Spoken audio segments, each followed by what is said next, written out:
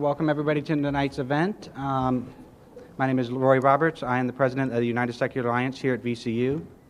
The United Secular Alliance is a group of atheist, agnostics, secular students.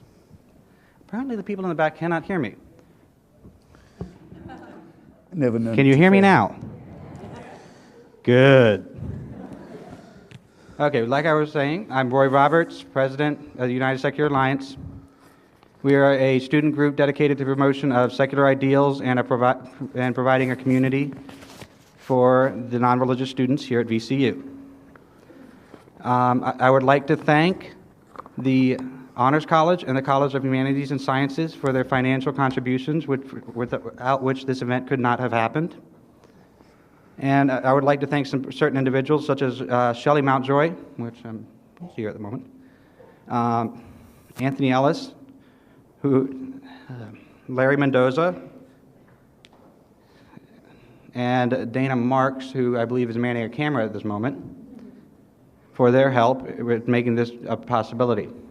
I would also like to thank Dean Timothy Halsey of the Honors College, who will be moderating this event, and I will yield the floor to him.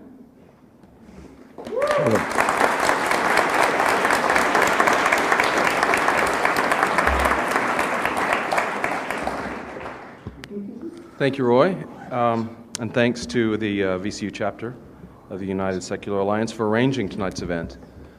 Good evening, and thanks to all of you for coming to what I am absolutely certain will be a very entertaining and informative evening. This evening, as you all already know, we're honored to have Christopher Hitchens and Frank Turek with us to debate an ancient and modern question: does God exist? There is perhaps no more contentious issue that we could consider. Accordingly, this debate will follow specific guidelines. To begin, each speaker will have 20 minutes to make his opening statement. Dr. Turek will speak first, since he argues in the affirmative. Following the opening statements, each speaker will have 5 minutes to rebut his opponent, followed by an opportunity to question his opponent directly. Each speaker will be allowed 3 questions of the other, with questions limited to 1 minute and answers to 5. After the direct questioning, the speakers will respond to questions from the audience, asked by me from the cards that you were handed when you entered the room. As questions occur to you, please write them on these cards, and at a point in the debate, I'll ask the ushers to come forward and collect them, and if you would pass them, we will ask as many of them as we have time to do. Given the nature of tonight's debate, it is vitally important that everyone in attendance act in accordance with the highest standards of social behavior. Anyone acting rudely or behaving disruptively, will be thrown out. Really. And now, our speakers. Frank Turek is a speaker, author, columnist, and founder of crossexamined.org, an organization dedicated to presenting evidence for the Christian worldview at universities, high schools, and churches.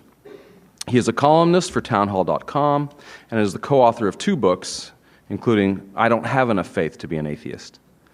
He has appeared on numerous TV and radio programs, including The O'Reilly Factor, Hannity and Combs, and Politically Incorrect with Bill Maher. Dr. Turek has a doctorate in apologetics from Southern Evangelical Seminary in Charlotte, North Carolina, and a master's degree in public administration from George Washington University, where he also taught courses in leadership and management. Christopher Hitchens is the author of more than 10 books, including most recently, God is Not Great: How Religion Poisons Everything. He is a contributing editor to the Atlantic Monthly and Vanity Fair, and has written prolifically for American and English periodicals including The Nation, the London Review of Books, Granta, Harper's, Slate, and the Washington Post. He is a regular television and radio commentator, appearing on Hardball with Chris Matthews, The Charlie Rose Show, Real Time with Bill Maher, The Tavis Smiley Show, and C-SPAN's Washington Journal, among others.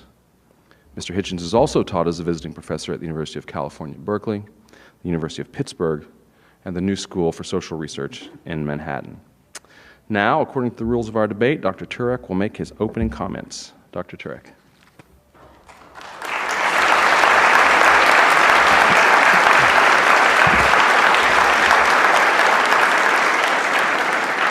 Good evening, ladies and gentlemen. My name is Frank Turek. Before I get started, let me ask you this. How many have heard me before, or this is your first time? How many of you are here tonight? How many do not respond to surveys? 3 out of 10 don't respond to surveys, Dean. This is my first formal debate. So give me a little grace if I can't cram everything I want to say into 20 minutes. I will say, however, I've had many informal debates, most of them with my wife, and I have not fared very well there. I will say, however, that she is probably the perfect sparring partner for Christopher Hitchens because her nickname at our house is Nails. And Nails is the type of woman that if she ain't happy, ain't nobody in the house happy. So hopefully I'm prepared for a very formidable opponent in Christopher Hitchens. And I do want to say that I very much like Christopher Hitchens. I've been following him for many years. I'm kind of a political junkie, so I've seen him around quite a bit. And I appreciate his charm and his wit, and I agree with him on a lot of things. Obviously, not the issue of God. That would make a very boring debate. But I will say that I went up to Christopher just about a half hour ago, and I shook his hand, and I said, Christopher, I'm actually a fan. And he smiled, and he said, the night is young.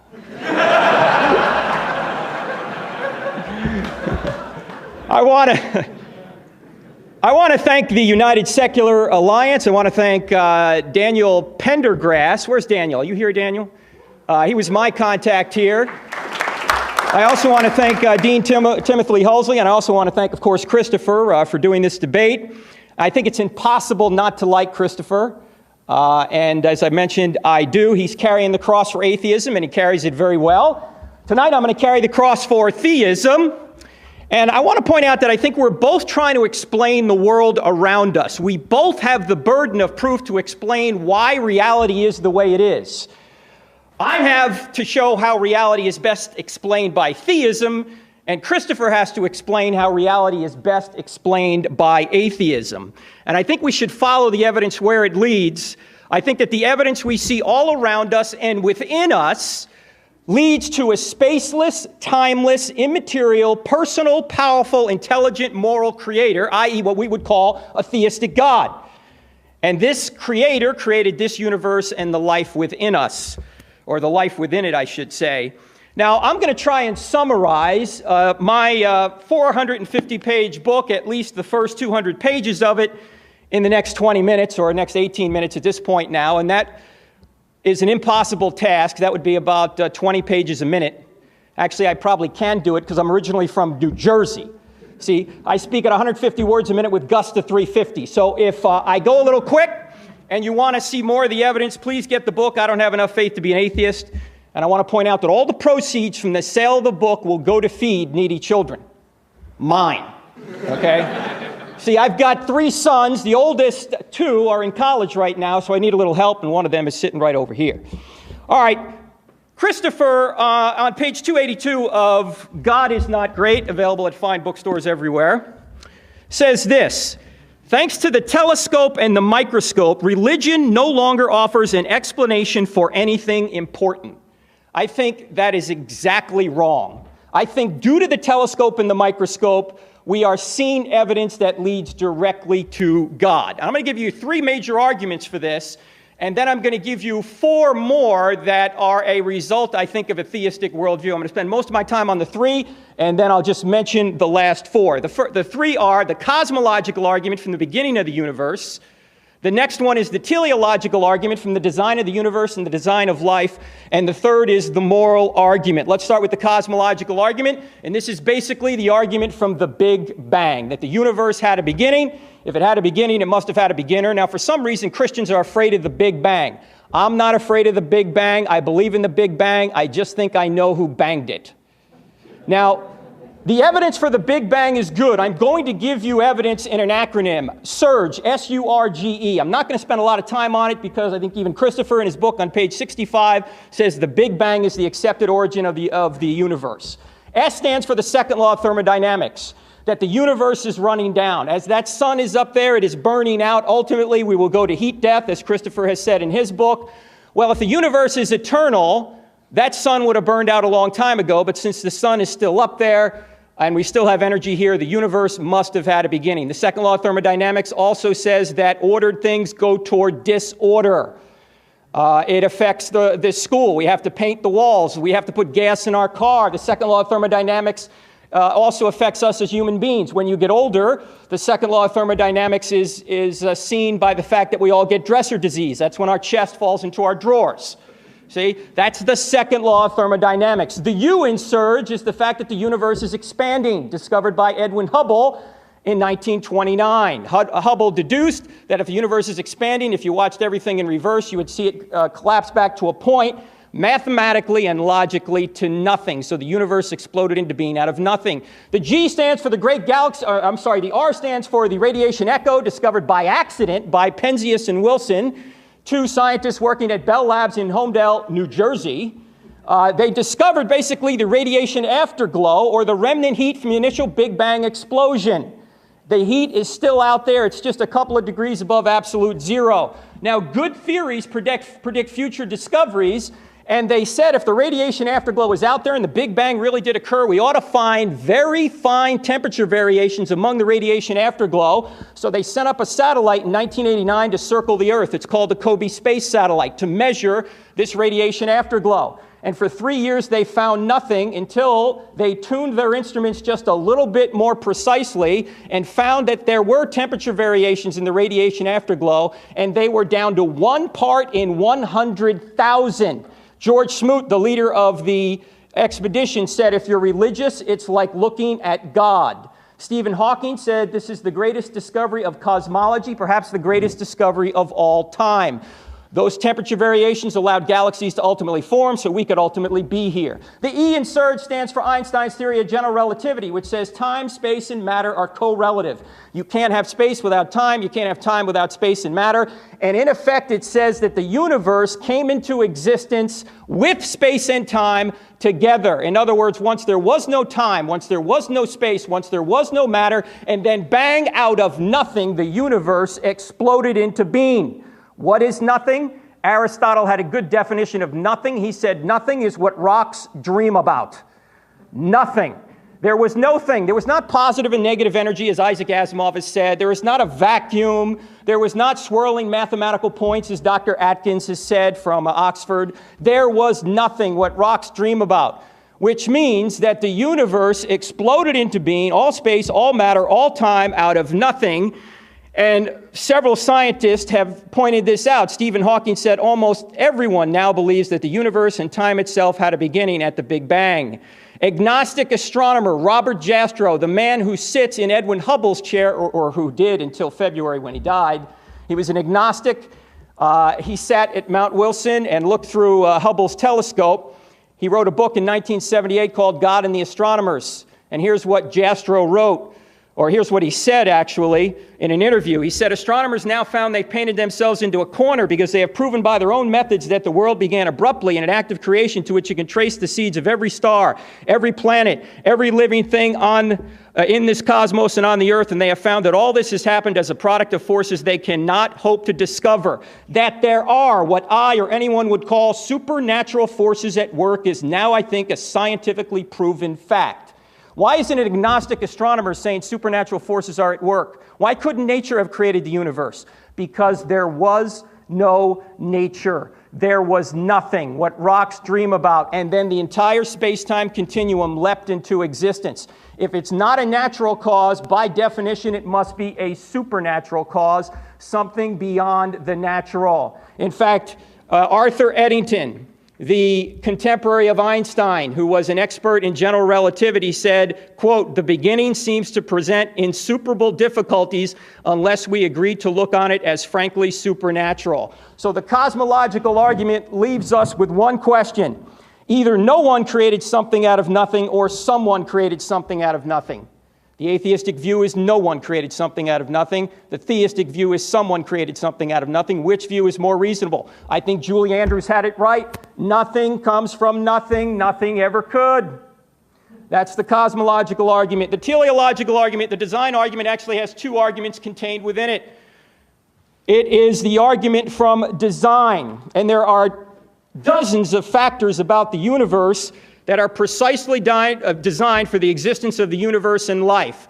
So not only did the universe explode into being out of nothing, it did so with incredible precision. Stephen Hawking has noted that the universe would not exist if there was a decrease in the expansion rate 1 second after the Big Bang by only 1 part in 100,000 million. This led Hawking to conclude it would be very difficult to explain why the universe should have begun in just this way, except as an act of God who intended to create beings like us.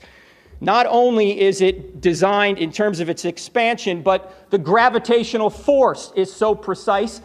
If you change the gravitational force by 1 part in 10 to the 40, nothing would exist. What's 1 part in 10 to the 40? Stretch a tape measure across the entire known universe. Set gravity at 1 inch on that, anywhere on that tape measure. If you move gravity, the force of gravity, 1 inch in either direction, we don't exist. There's also factors about our universe, in particular our solar system, that cannot be explained unless there's a designer behind it. For example, the Earth rotation, 24 hours, just right. If it was a little bit more, a little bit less, we wouldn't be here. The axial tilt, 23.5 degrees, just right. Change that a little bit, we're not here. The Jupiter being in its current orbit. If Jupiter wasn't there, we'd be bombarded with space material. Why? Because Jupiter acts as a cosmic vacuum cleaner. It attracts all the cosmic space junk to it rather than us.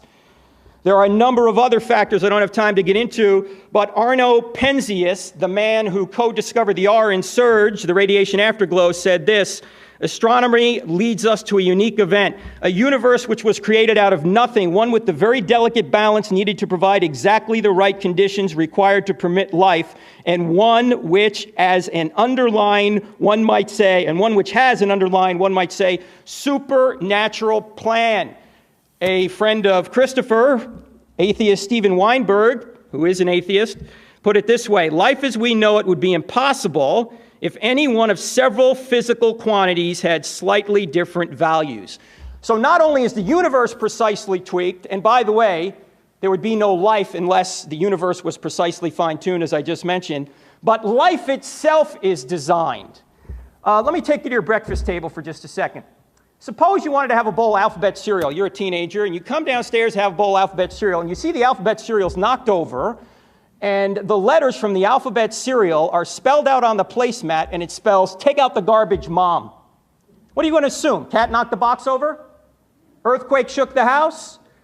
Or are you going to say, no, that's intelligent design from an intelligent being? Or let's say you're laying out on the beach and you see in the clouds, "Drink Coke." What are you going to assume? Unusual cloud formation? No, you're going to say there has to be a skywriter up there, even if you didn't see him. Why? Because messages only come from minds. Well, it turns out there's a message in all life called DNA. We all know about it. All life has a message. I have DNA, you have DNA, a banana has DNA. In Darwin's day, it was not known how incredibly complex, simple, so-called simple life is. And they thought that maybe simple life could come together without intelligent intervention, and ultimately natural selection could take over. It's the theory of macroevolution. I'm sure you've heard of it, from the goo to you via the zoo. From the infantile to the reptile to the crocodile to the gentile. That's the theory of macroevolution. The problem is that now we know that this intelligent life couldn't have come together by natural laws, because we now know that the simplest life has the amount of specified complexity or information in it in terms of DNA of 1,000 complete sets of Encyclopedia Britannica. Now, who's that according to? Not a Christian, not a theist. That's according to Richard Dawkins from his book Blind Watchmaker. I think it's page 116. Now, to believe that that resulted by natural law is like believing that the Library of Congress resulted from an explosion in a printing shop. See, I don't have enough faith to believe that. So life appears to be designed. In fact, Antony Flew, who was an atheist, a very prominent atheist, but recently became a theist, or at least a deist, as a result of this evidence, said, it is impossible for evolution to account for the fact that one single cell can carry more data than all the volumes of the Encyclopedia Britannica put together. It now seems to me that the findings of more than 50 years of DNA research have provided materials for a new and enormously powerful argument from design. How am I doing on time, Dean? 5 minutes. Okay, thank you. Design is so prevalent that even people like Francis Crick, the co-discoverer of DNA, Sir Fred Hoyle, who coined the term Big Bang in a derisive way, are now, or were, proponents of panspermia. Seeds everywhere, in other words, that life got deposited here by aliens, which is just kind of a backhanded way of saying that there's no way we know how life came by natural causes here. There must be aliens out there that brought it here, which, of course, just puts the question off one more step. Where did the aliens come from, right? There's a lot more on the design argument, but I'm running out of time here. Let me just give you one quote from Chandra Wickramasinghe, who is a student of Sir Fred Hoyle. He said, "The emergence of life from a primordial soup on Earth is merely an article of faith." Sir Fred Hoyle said, "A common sense interpretation of the facts suggests that a super intellect has monkeyed with physics as well as chemistry and biology, and that there are no blind forces worth speaking about in nature." So cosmological argument, teleological argument. Now let's move on to the moral argument. If there is no God, you can't say that decapitating a man on a bus is objectively morally wrong. That's just your opinion. As Dostoevsky said, if there is no God, everything is permitted. Now, I want to be very clear here. I'm not saying that atheists can't know morality. They do. I'm not saying that atheists can't be moral. They can. I'm not saying that believing in God makes you more moral, as Christopher has pointed out, and as I say, I agree with much of what he writes here. I'm not saying that religious people are necessarily better than atheists. That's not the argument. The argument is that there's no way to say that a given act is moral or immoral unless there's a standard beyond humanity. It's not just my opinion, it's not just Christopher's opinion, or Mother Teresa's or Hitler's. There's a standard beyond everybody that defines what is right. That standard is God's very nature. Since objective moral laws exist, there must be an objective moral lawgiver. You say, no, there doesn't need to be any moral lawgiver. If there's a prescription, there must be a prescriber. If you go to the pharmacist and say, "Here, I'd like you to fill this prescription," and the pharmacist says, "Who prescribed it?" and you go, "Nobody." Are you going to get your prescription? No. Now, there's a lot more on the moral argument. Maybe we can talk about it a little bit during the Q&A. But what can we learn from these three arguments for God? We can learn from the cosmological argument that this being must be spaceless, timeless, and immaterial. Why? Because it created space, time, and material. It must also be powerful. Why? Because it created out of nothing. Must be personal. Why? Because you can't go from a state of non-existence to a state of existence without making a choice, and only personal beings make choices. Impersonal forces do not. It must be intelligent. Why? Because it created in such a highly designed, razor's edge way. It must be moral. Why? Due to the moral argument, and of course it must be a creator. These attributes are the attributes of what the Bible would call God. Let me sum up what agnostic astronomer Robert Jastrow said after going through evidence like this. He said, "For the scientist who has lived by his faith in the power of reason," remember, he's the agnostic, "the story ends like a bad dream. He has scaled the mountains of ignorance. He's about to conquer the highest peak. As he pulls himself over the final rock, he's greeted by a band of theologians who've been sitting there for centuries." 2 more minutes? Take 3. Thank you, sir. Those are the three main arguments. Now I'd like to say there's 4 additional truths about the universe that are better explained by theism than by atheism. First of all, reason and the laws of logic. Christopher is a self-described materialist, but if atheism is true, we have no grounds to know it because reason and thoughts are just chemical reactions in the brain. How can you have, even Einstein believed this. Einstein was a determinist. How can you trust what Christopher says if it's just chemical reactions going on in his brain and chemical reactions in our brain? See, chemicals don't reason, they react. Now, I'm not saying there's no connection between our thinking and chemicals. There is. But if it's nothing but chemicals, how can we trust them? Even Darwin recognized this. It's called Darwin's doubt. He said, if we are just the product materially of primates, why should I even trust anything, much less my theory of natural selection? The next major reason is the laws of mathematics. Science depends on the notion that the universe is rational and mathematical at all levels. But how does rationality and mathematics arise from randomness? How do they come from matter? Rationality and mathematics are the product of mind, not matter. So you got reason and the laws of logic, the laws of mathematics, and then Number 7, or 7 in my list here, 3 in the addition, human freedom and the ability to make choices. Christopher is somebody who is very concerned about human freedom as I am. But again, if we are just molecules in motion, how do we have human freedom? William Provine from Cornell, he's a materialist, a Darwinist. He points out that we don't have any human freedom if all we are is molecules in motion. Now, Christopher ought not scold anybody for being a snake-handling, Bible-thumping, fundamentalist preacher, because according to his own worldview, that person is that way because these are just chemicals going on in his brain. Neither could you say that Hitler had done anything wrong if it's just chemicals going on in his brain. I mean, what is the murder molecule? How much does justice weigh? These are questions that have no answer in a materialistic worldview, but that is Christopher's worldview. It seems to me that it makes much more sense to say that reason and laws of logic, mathematics, and human freedom come from a great mind that granted us these immaterial realities. The final argument is consciousness. Do you know that a heap of sand and a human brain have the same elements? Why are some carbon-based molecules conscious and others are not? Materialists have no answer for this. Daniel Dennett, another person who would agree with Christopher on many things, he's a materialist, says that consciousness is an illusion because he's a materialist. You're not really witnessing this right now. It's just an illusion. Now, one wonders if he was conscious when he wrote this. But again, there is no explanation for this in an atheistic worldview. Now, I have a couple other arguments on the bench, but I don't have time to get to them. Let me just sum up in 1 minute. We need to take all this data in context, not just one argument, but all of them. What is the best explanation? Christopher has to explain these 8 truths about the universe from an atheistic perspective. He must explain how the universe arose from nothing, how extreme fine-tuning and design arose from chaos, how life arose from non-life, how morality arose from materials, how reason and the laws of logic arose from matter, how mind arose from mud, how mathematics arose from molecules, how human freedom arose from blind repetitive forces, and how consciousness arose from chemicals. If he can't give evidence to explain these truths about reality from an atheistic perspective, if he's just going to state unsupported, speculative possibilities that rely on faith, then I think theism is a more reasonable worldview. Thank you for your attention. I appreciate it.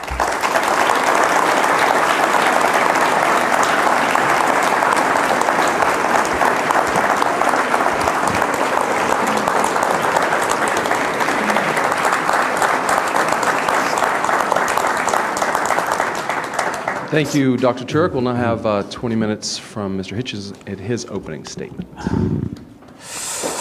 Let's see.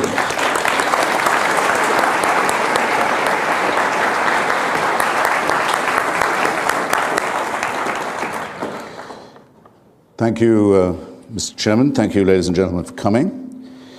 Thank you, Dr. Turek, for that very spirited opening to the evening. I should say first it's a great honor to be in the capital of the great state of Virginia.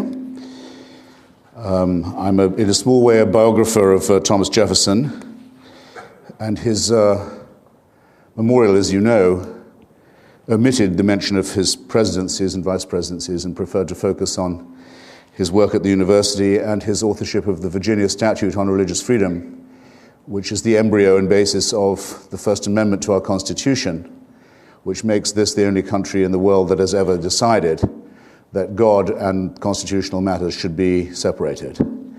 And it's in defense partly of that civilizational impulse that I rise this evening to satirize the idea that we're here by somebody else's permission and owe that person an explanation, which is what it is to be a theist, if not a deist at any rate. I almost never watch television, and I'm usually glad that I don't, but now I'm glad that I'm forced by my daughter to watch Family Guy.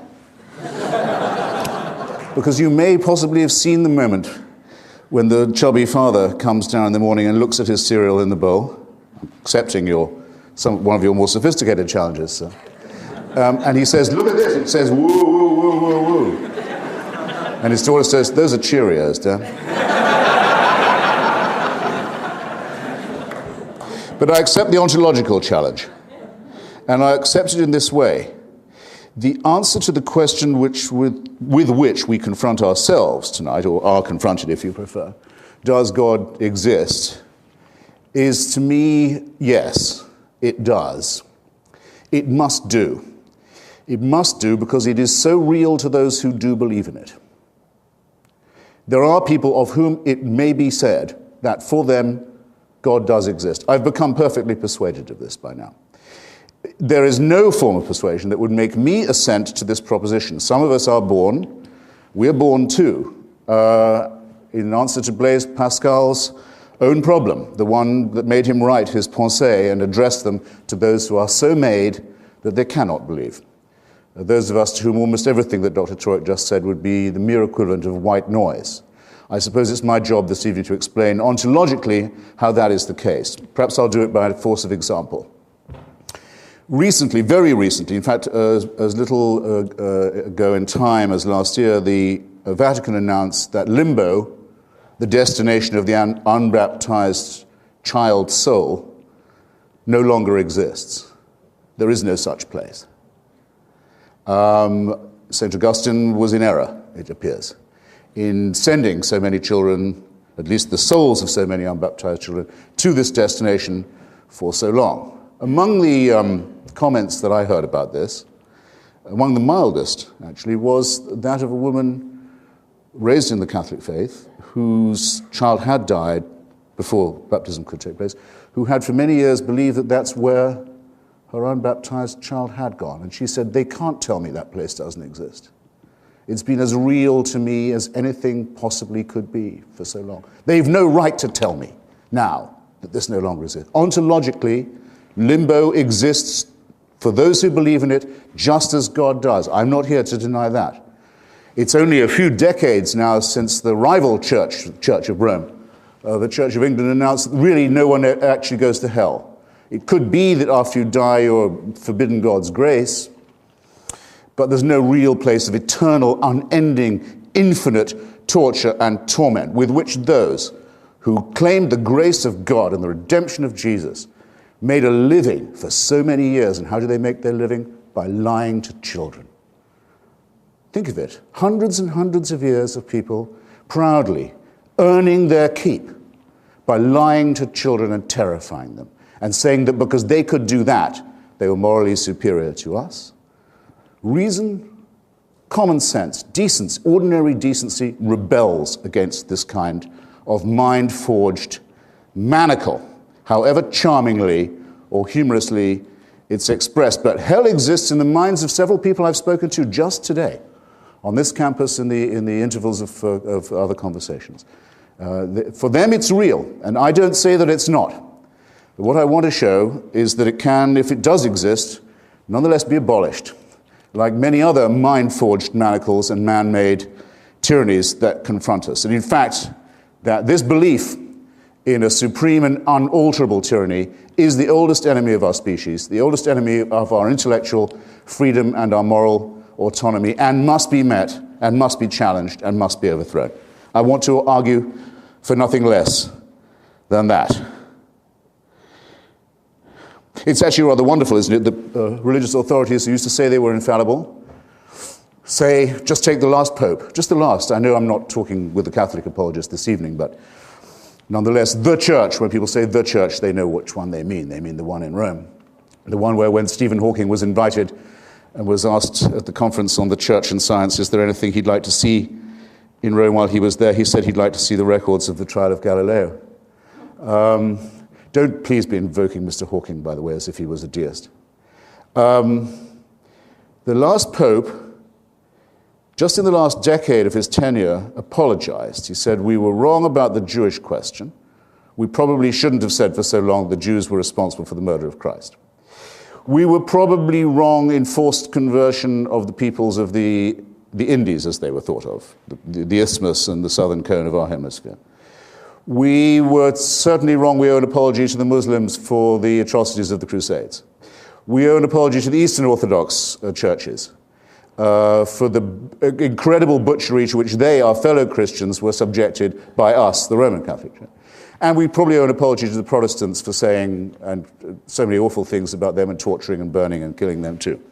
So having now said we were completely wrong and completely cruel and completely sadistic and completely violent and retarded human civilization for that many centuries in that many countries and continents, we're quit. And now we can go back to being infallible all over again. There are people who on faith will accept being spoken to in that tone of voice and in that way. But I, ladies and gentlemen, am not one of them. And I don't think there's any form of persuasion that should allow you to be spoken to as if you were serfs or slaves either. Proceeding with the ontology with which I began, the Aquinas point that if you can conceive of something, whether it's a ghost, a phantasm, or a deity, if you can conceive of something, it is in some sense real if it's real in your mind. And showing with the obvious fallacy that has always attended that, is it nonetheless possible for an atheist to say, a proclaimed atheist to say, as I do, proclaim myself to be, that God positively can be said not to exist? No. It's a very common misunderstanding about my fraternity, sorority. I'll just take a moment to clear it up. The atheist says, no persuasive argument for the existence of God has ever been advanced or adduced without convincing rebuttal. That no argument in favor stands or has been found to stand the test of argument and evidence. We cannot say that we know that there could be no such entity. Among other things, we are too reverent of the extraordinary time of discovery, innovation, pushing back of the frontiers of knowledge and understanding that's taken place just in our own time to make any such remark. But by saying this, we say, I think, quite a lot.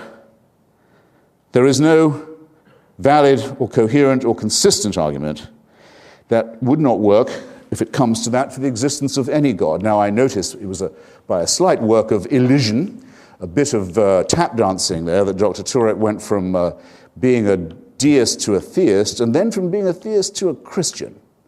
Now, I know he does not believe in the existence of the sun god Ra. I'm practically certain he doesn't believe in the existence of Zeus. If you'll pick up a copy of my Portable Atheist, a selection of the finest writings by non-believers, down the years, and just turn to the 3 pages where H.L. Mencken lists the easiest to name 3,000 gods that used to be worshipped and that no longer are held to exist by anybody, you'll spare me the trouble of reading them out.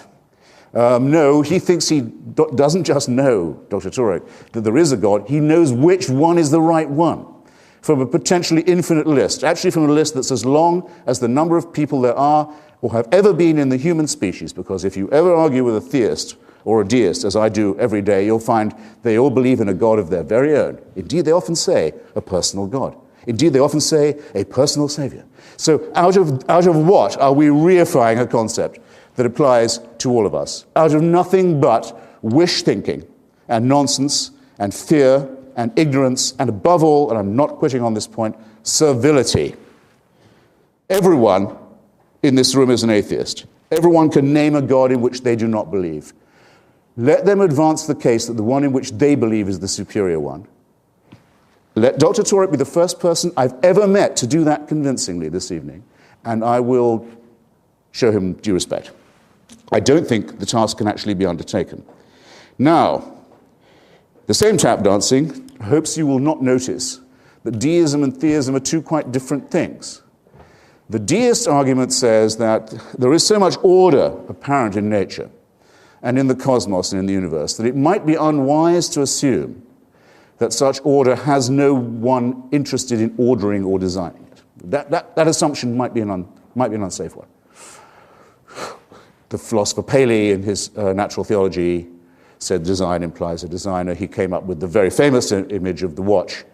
If you come across a watch, if you're a primitive tribes person in the Sahara, you may not know what it's for, but you know that it's not a rock or a vegetable. You know it has a purpose, and someone made it that way. Until quite recently, that was the default position of most intelligent people, including Mr. Jefferson, who, despite his intermittent atheism, in my judgment, was a theist. I'm so sorry, was a deist. He would debate with, among the many skills he had, was a very advanced level of paleontology. He would debate with the greatest paleontologist of his time, the Count de Buffon. How comes it? How can it be that we find seashells so high on the mountains of Virginia? How can this be? Not even the most intelligent people of that day, and it's very recent, it's an instant in historical time, had any idea how that could be.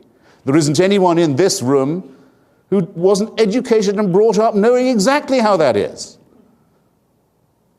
It's just a shame that Jefferson and many other intelligent and humane and well-educated, literate people just couldn't see that far. He wasn't to know, though Darwin was born in his day, on the same day, actually in 1809 as Abraham Lincoln, the very same day, the two great emancipators, Darwin being, in my judgment, the greater of the two. Now we know this proposition to be true, the proposition that was ridiculed so pathetically, I have to say, I thought, by Dr. Turek. There is no explanation for the origins of our species, for the origins of our cosmos, for the origins of our globe itself. There is not one explanation left which requires the existence of a deus ex machina. In every case, we have a better or sufficient explanation. I think that assertion of mine will stand any challenge this evening. I'm looking forward to hearing some more of them. Of course, Darwin used creationist images. He actually set out to vindicate Paley's theology. Thought he could do it by his taxonomical study of nature. Einstein used God images when he spoke of the extraordinary majesty of the cosmos. It's in us. It's in our vocabulary. It's hardwired in us, you might almost say, to use images of awe-inspiring, godly, Mozartian, you might say, or even Shakespearean images when talking about these things. But when we come down to the actual analysis of them, we find that we don't need the prime mover at all, and that most of the prime mover explanations, if not all of them, have been positively misleading. So that the deist may propose a designer, and I may not be able to show you convincingly that there could be no such person, but the theist has all their work still ahead of them. From this designer, how do we get to the designer who answers prayers? Did you hear a thing? I mean, just a phrase, even an implication, even a suggestion from anything my opponent said, that you could, by an argument from design, prove answered prayers? Or prove that someone born of a virgin was therefore the son of a god? Or could prove that resurrections occur, and that by people being tortured to death thousands of years ago, we are now redeemed, that we are vicariously forgiven our own offenses by human sacrifice? How does deism help you to that? It doesn't. It quite simply doesn't and cannot. And the attempt to build from one to the other is a conjuring trick of a very vulgar, I think, kind. We live in the childhood of our species, so when Stephen Hawking says that if we could understand the event horizon that surrounds the black hole, we would, in some sense, know the mind of God, he proves that our vocabulary is still that of our infancy. He makes no concession to the idea of a theist or theocratic dispensation. I'd better ask now how I'm doing for time. Good. I'm not sure I'm going to need all that. But I'd like to try and reply and fight on my feet when I can. And I made some notes about what Dr. Turek had said, and I feel that they were challenges to me that I would be ignoble if I didn't respond to. The first, and I thought frankly, the most egregious, was this. I find it extraordinary that it can be said on a university campus in this year of grace that without God, humans are capable of doing anything. That there is no moral restraint upon us if we don't concur in the idea that we are the property and creation of a supreme being.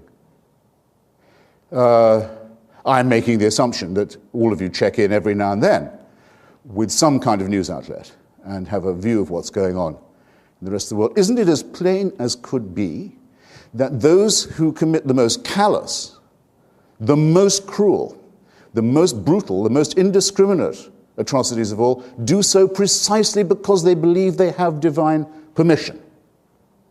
Shall I answer my own question?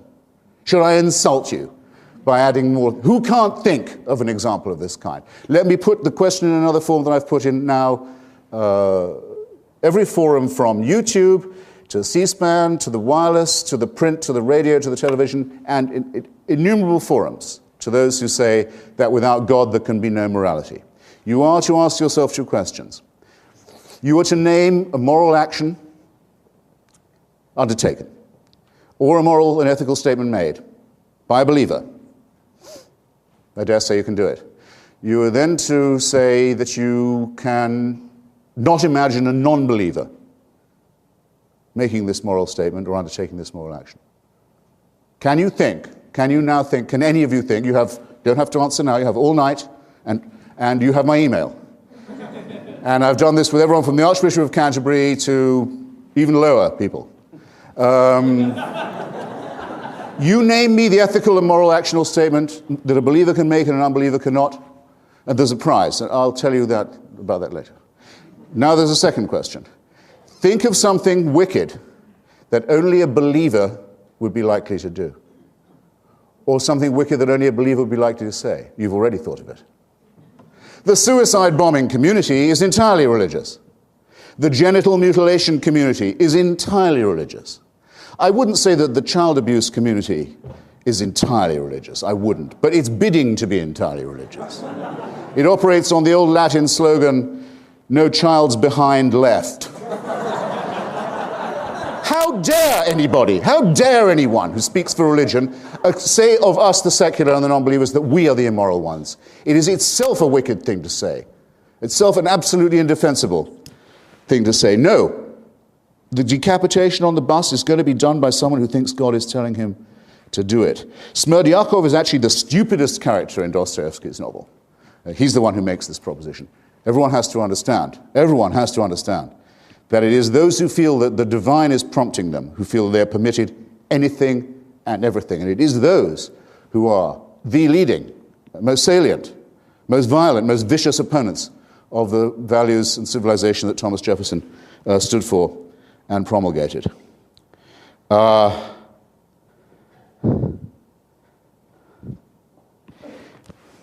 Just on the question of fine-tuning, I have a number of responses. We'll have to postpone some of the naturalistic questions for later, when I know they'll come up again.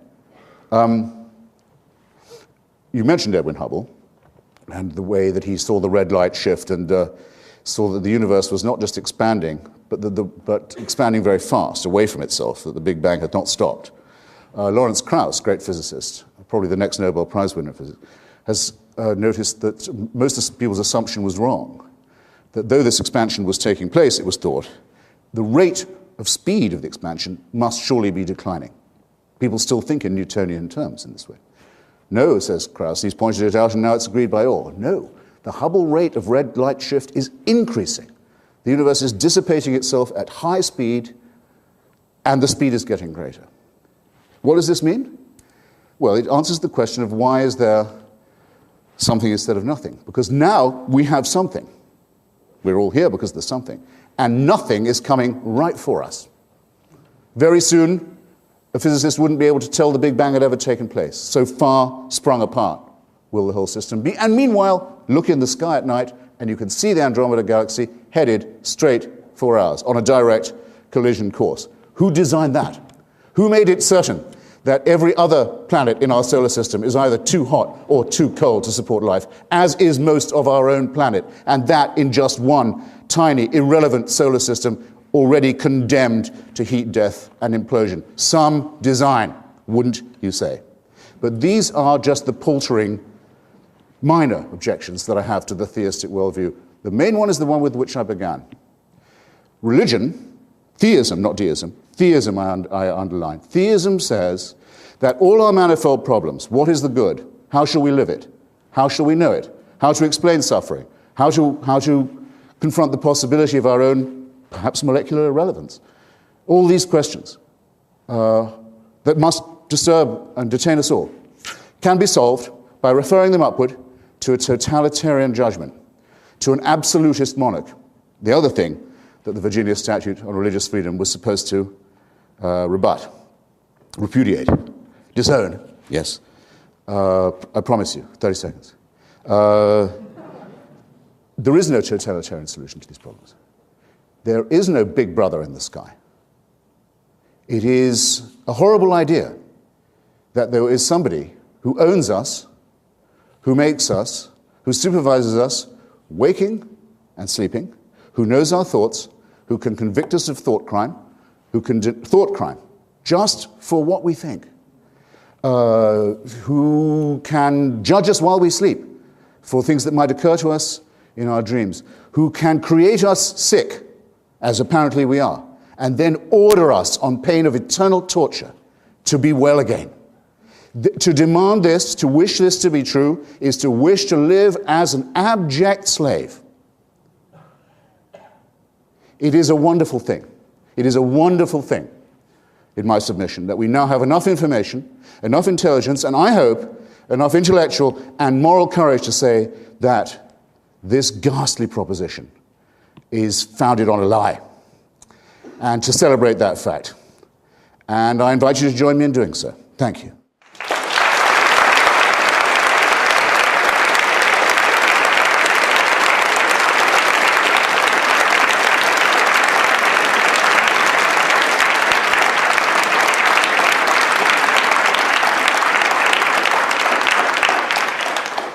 Thank you, Mr. Hitchens. We now have 5 minutes of rebuttal from Dr. Turek.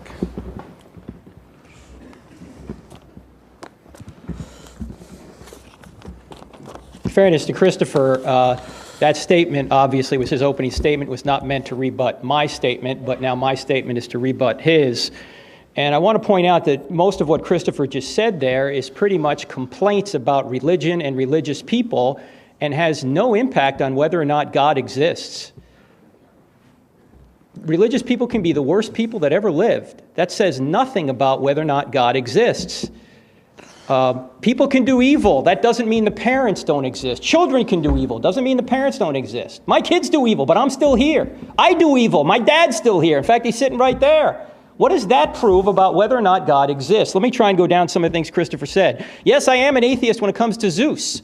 But Zeus is not spaceless, timeless, immaterial, powerful, moral, personal, intelligent creator that I hopefully, at least I thought I gave evidence for. And maybe Christopher will come back to my statements on that later.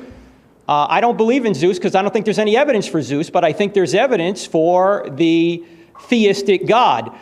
Deism, I didn't make the direct shift to theism. I probably should have been more explicit. I think it's obvious there's a theistic God because life came several billion years after the creation.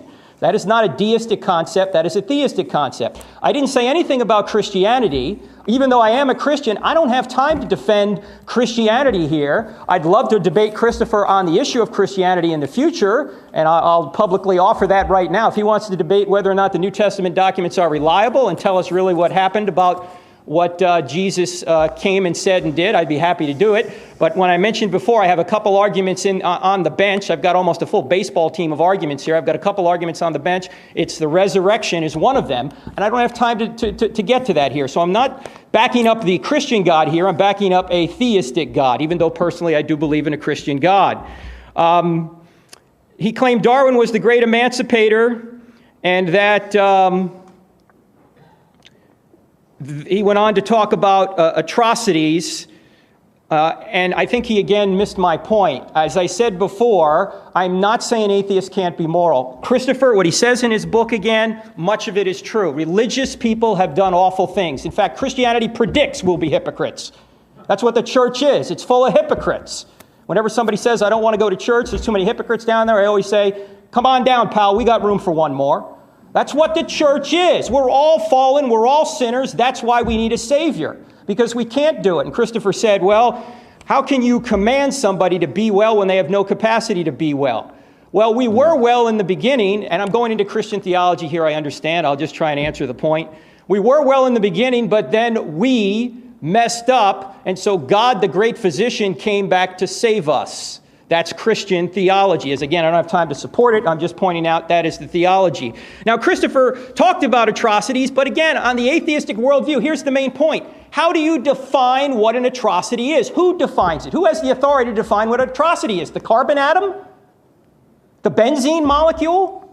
I'm not saying you have to believe in God to be moral. I'm not saying that only religious people are moral. I'm not saying atheists can't be moral. I'm not saying atheists don't know morality.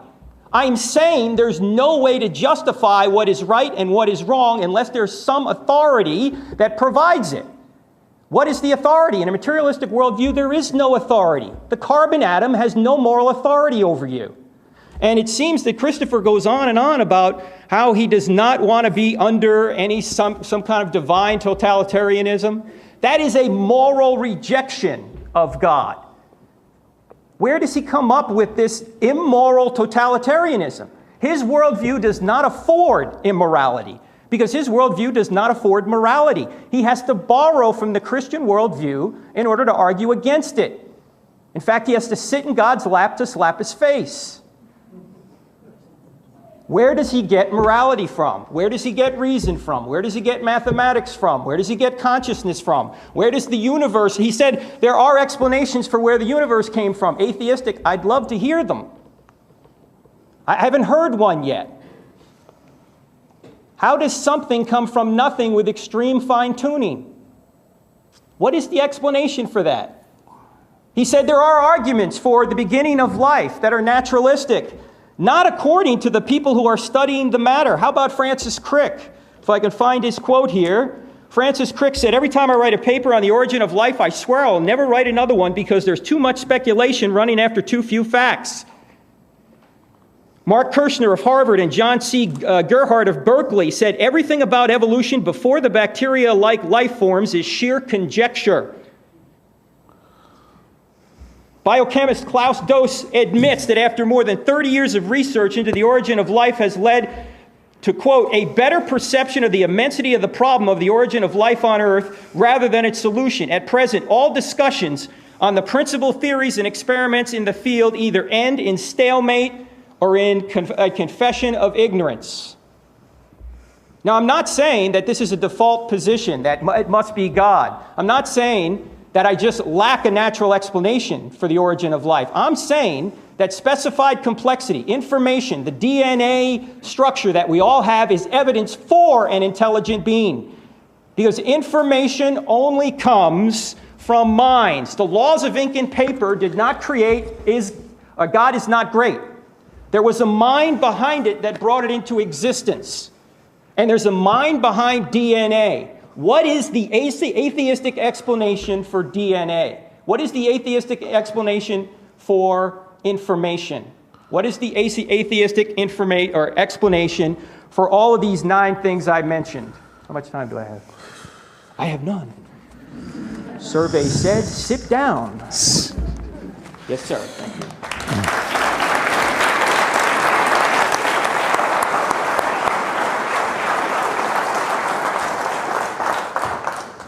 Well, I think I'll just invite Dr. Turek to do the following and make available to us on a sheet of paper, which I'm sure he has, the thesaurus of quotations that he's found from this and that scientist and physicist and natural scientist and so forth. And you will find, when you read them, when you look at them, I was writing them down as you went through them, all of these are statements of uncertainty. All of them. They're statements of all we know is how little we know. That's been, for many years, my definition of an educated person. Someone who knows enough to know how ignorant they are. It actually is it's not my own original definition, it comes from the Greek, but it's the only definition that works. And no one working, toiling in the field of science could possibly say anything less or more of themselves, especially at a time like this. But there you have it right away. The theistic and the deistic explanation has to be based on a certainty that there is a supervising and, if you want to be a theist, a caring and intervening creator who manages these matters. And there hasn't been a single sentence so far from Dr. Turek in support of that proposition. Let me give you an example. The event horizon of Stephen Hawking that I just mentioned, I'll take a cosmological one to begin with. The event horizon is the lip of the black hole. Suppose you could travel towards a black hole and see it, and see the lip of it, and notice it before you went in and over and down. That's what's known as the event horizon to physicists. Hawking had a gravely ill colleague in Cambridge who said if he knew he was definitely going to die, that's the way he'd like to go, be falling into the event horizon lip of the black hole, because in theory you'd be able to see the past and the future and time, except you wouldn't have quite enough time to do so. But there would be a grand way to check out if you were a physicist. Turn away from this, turn away from that. These incredible, majestic, awe-inspiring thoughts say that think about the burning bush instead. Think about the trivial miracles witnessed by sheep-herding peasants in Bronze Age Palestine. And think about the debt that they feel that we should incur for their sins. It was stated by Dr. Turek that the sins of these people, the transgressions of these people, and the debt they owe their Creator bind all of us as sinners. What a shame we're not perfect. What a shame there's nothing we can do about it. What a shame we're created already in prison and have to earn our emancipation. I tell you again, this is servility to the ultimate power. Now, there are people in this audience much better equipped than I to say that there is so far nothing in our natural world, to move away from the cosmological, there is nothing in our natural world, the globe we live on, that cannot be explained by random mutation combined with evolution by natural selection. Nothing works without that assumption. Everything works with it. There are lots of things that remain to be decided, but it's not a theory, or not just one. It does work, it is operational, it doesn't require a prime mover. Occam's razor says we should dispose of unnecessary, needless assumptions. That's what I propose we do in this case. I'll put it another way. How long would you say Homo sapiens has been on the planet?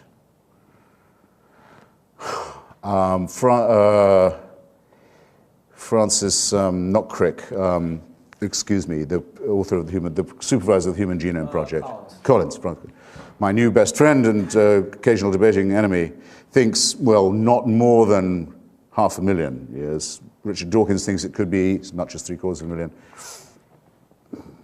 I can sink the number, actually, if you like. We know that the species left Africa about 75,000 years ago, having probably shrunk down to about 2,000 or 3,000 people as a result of a terrible climatic disturbance, probably from Indonesia, probably from a predecessor of Krakatoa, which meant that we were this close to joining the 99.8% of all species ever living on the surface of this planet who became extinct.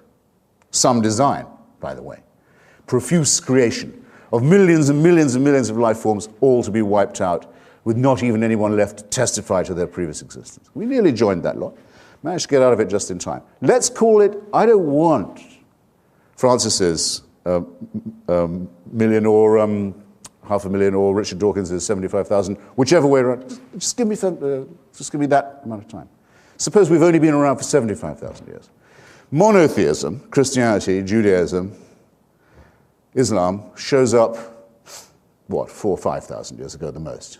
Right? So if you give me my most microscopically small assumption of human existence, for at least 70,000 years, heaven watches as the human species is born, dies, usually of its teeth, usually at about 20, usually its infants having about a 9, 10, 2% chance of living beyond. I don't have to draw you a picture. Watches this with indifference. Thousands and thousands of generations, miserable, illiterate, starving, hungry. To say nothing of the wars they'll fight with each other. To say nothing of the cruelties they will inflict, as well as the ones they will suffer just from existence. And only 3 or 4, perhaps 5,000 years ago, heaven decides it's enough of that. It's time for an intervention. And the best way to do it would be in the most primitive part of the Middle East. Not in China, where people can read, and have looked at telescopes. No, in the most primitive part of the Middle East, basically by offering human sacrifice to them. This is a doctrine that cannot be believed by anyone who's studied anything scientific, anything historical, anything archaeological, anything paleological, anything biological. Can't be believed by anyone. Can't be only believed by someone who wants to be a plaything and a slave of a pitiless totalitarian power. How glad we should be that the evidence for this ghastly entity is nil. Good. Thanks.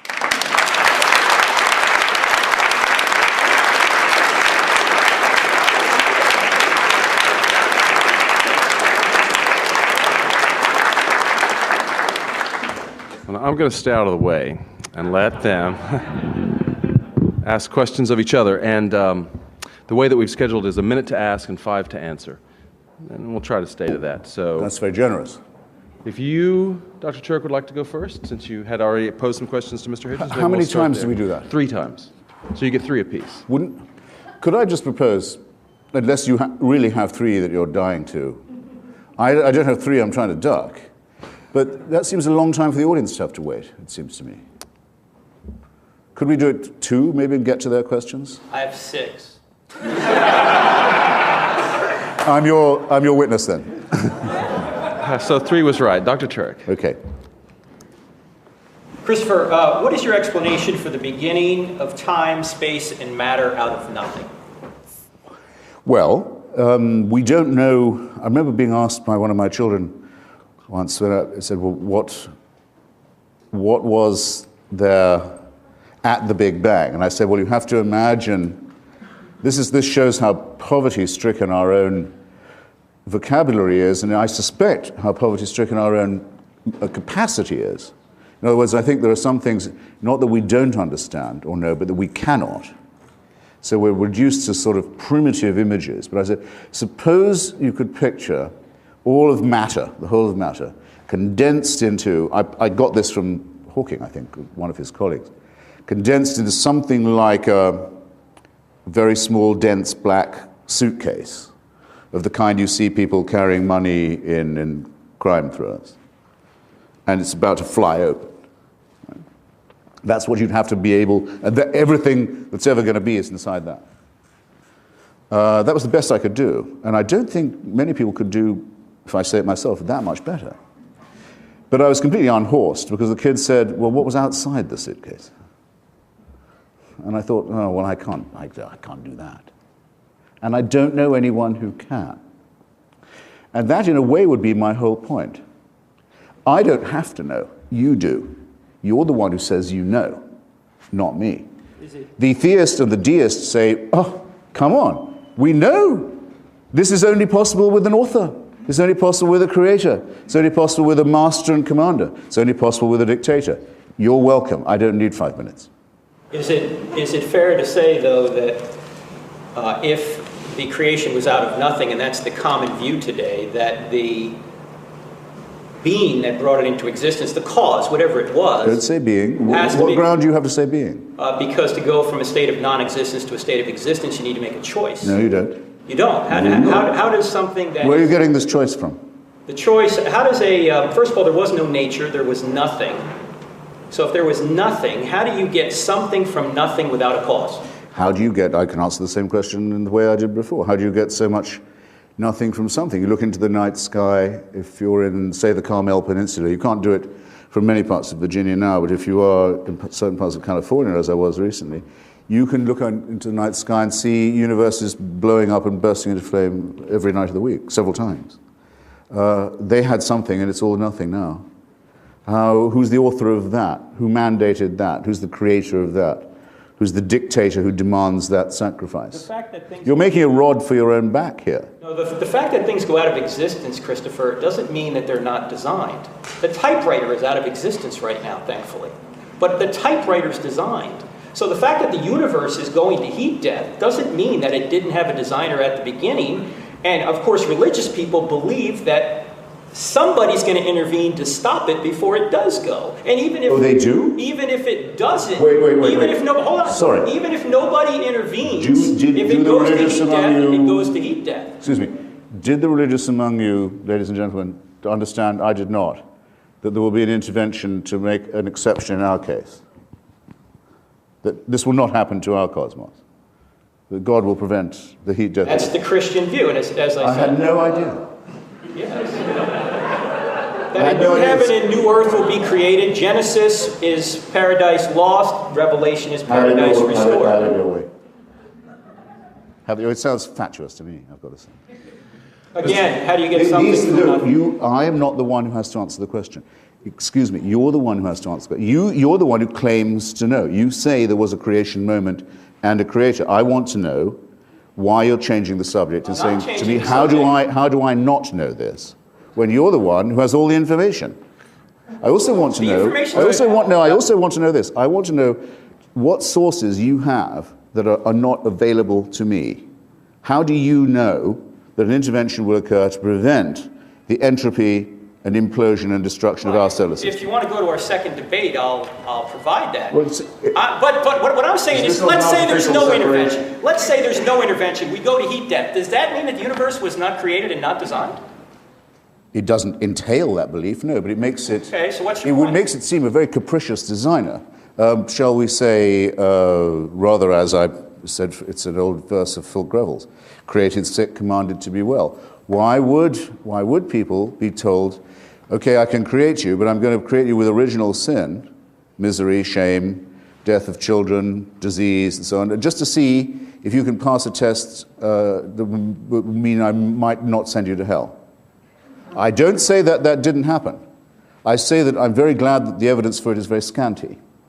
And I accuse those who do believe it, and I can't have been surely misunderstood on this point, of harboring a very sinister desire to live in a totalitarian system. How do you define sinister?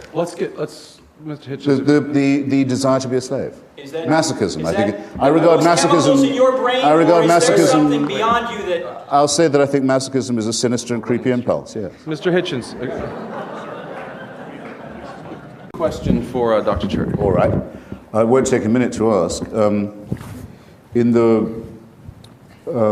don't just support and try and help out those who dissent from the ridiculous belief of Christianity and the horrible idea of vicarious redemption. In other words, the idea that by watching another person suffer, an innocent person suffer, that you could be freed not just from your debts or your sins, but your responsibilities. You could cast your sins on a scapegoat. I don't just oppose that disgusting belief, but I oppose the Judaism from which it's plagiarized and the Islam that plagiarizes from it. And I give publicity and exposure whenever I can to those who were brave enough in old times to oppose this nightmarish belief. And one of the great opponents of the Islamic totalitarianism in ancient Persia was the great Omar Khayyam, perhaps the greatest poet of old Persia, whose Rubaiyat, I'm sure, is known at least to some of you. And my favorite verse of this comes from the Robert Le Gallienne translation, and it takes the form of a question.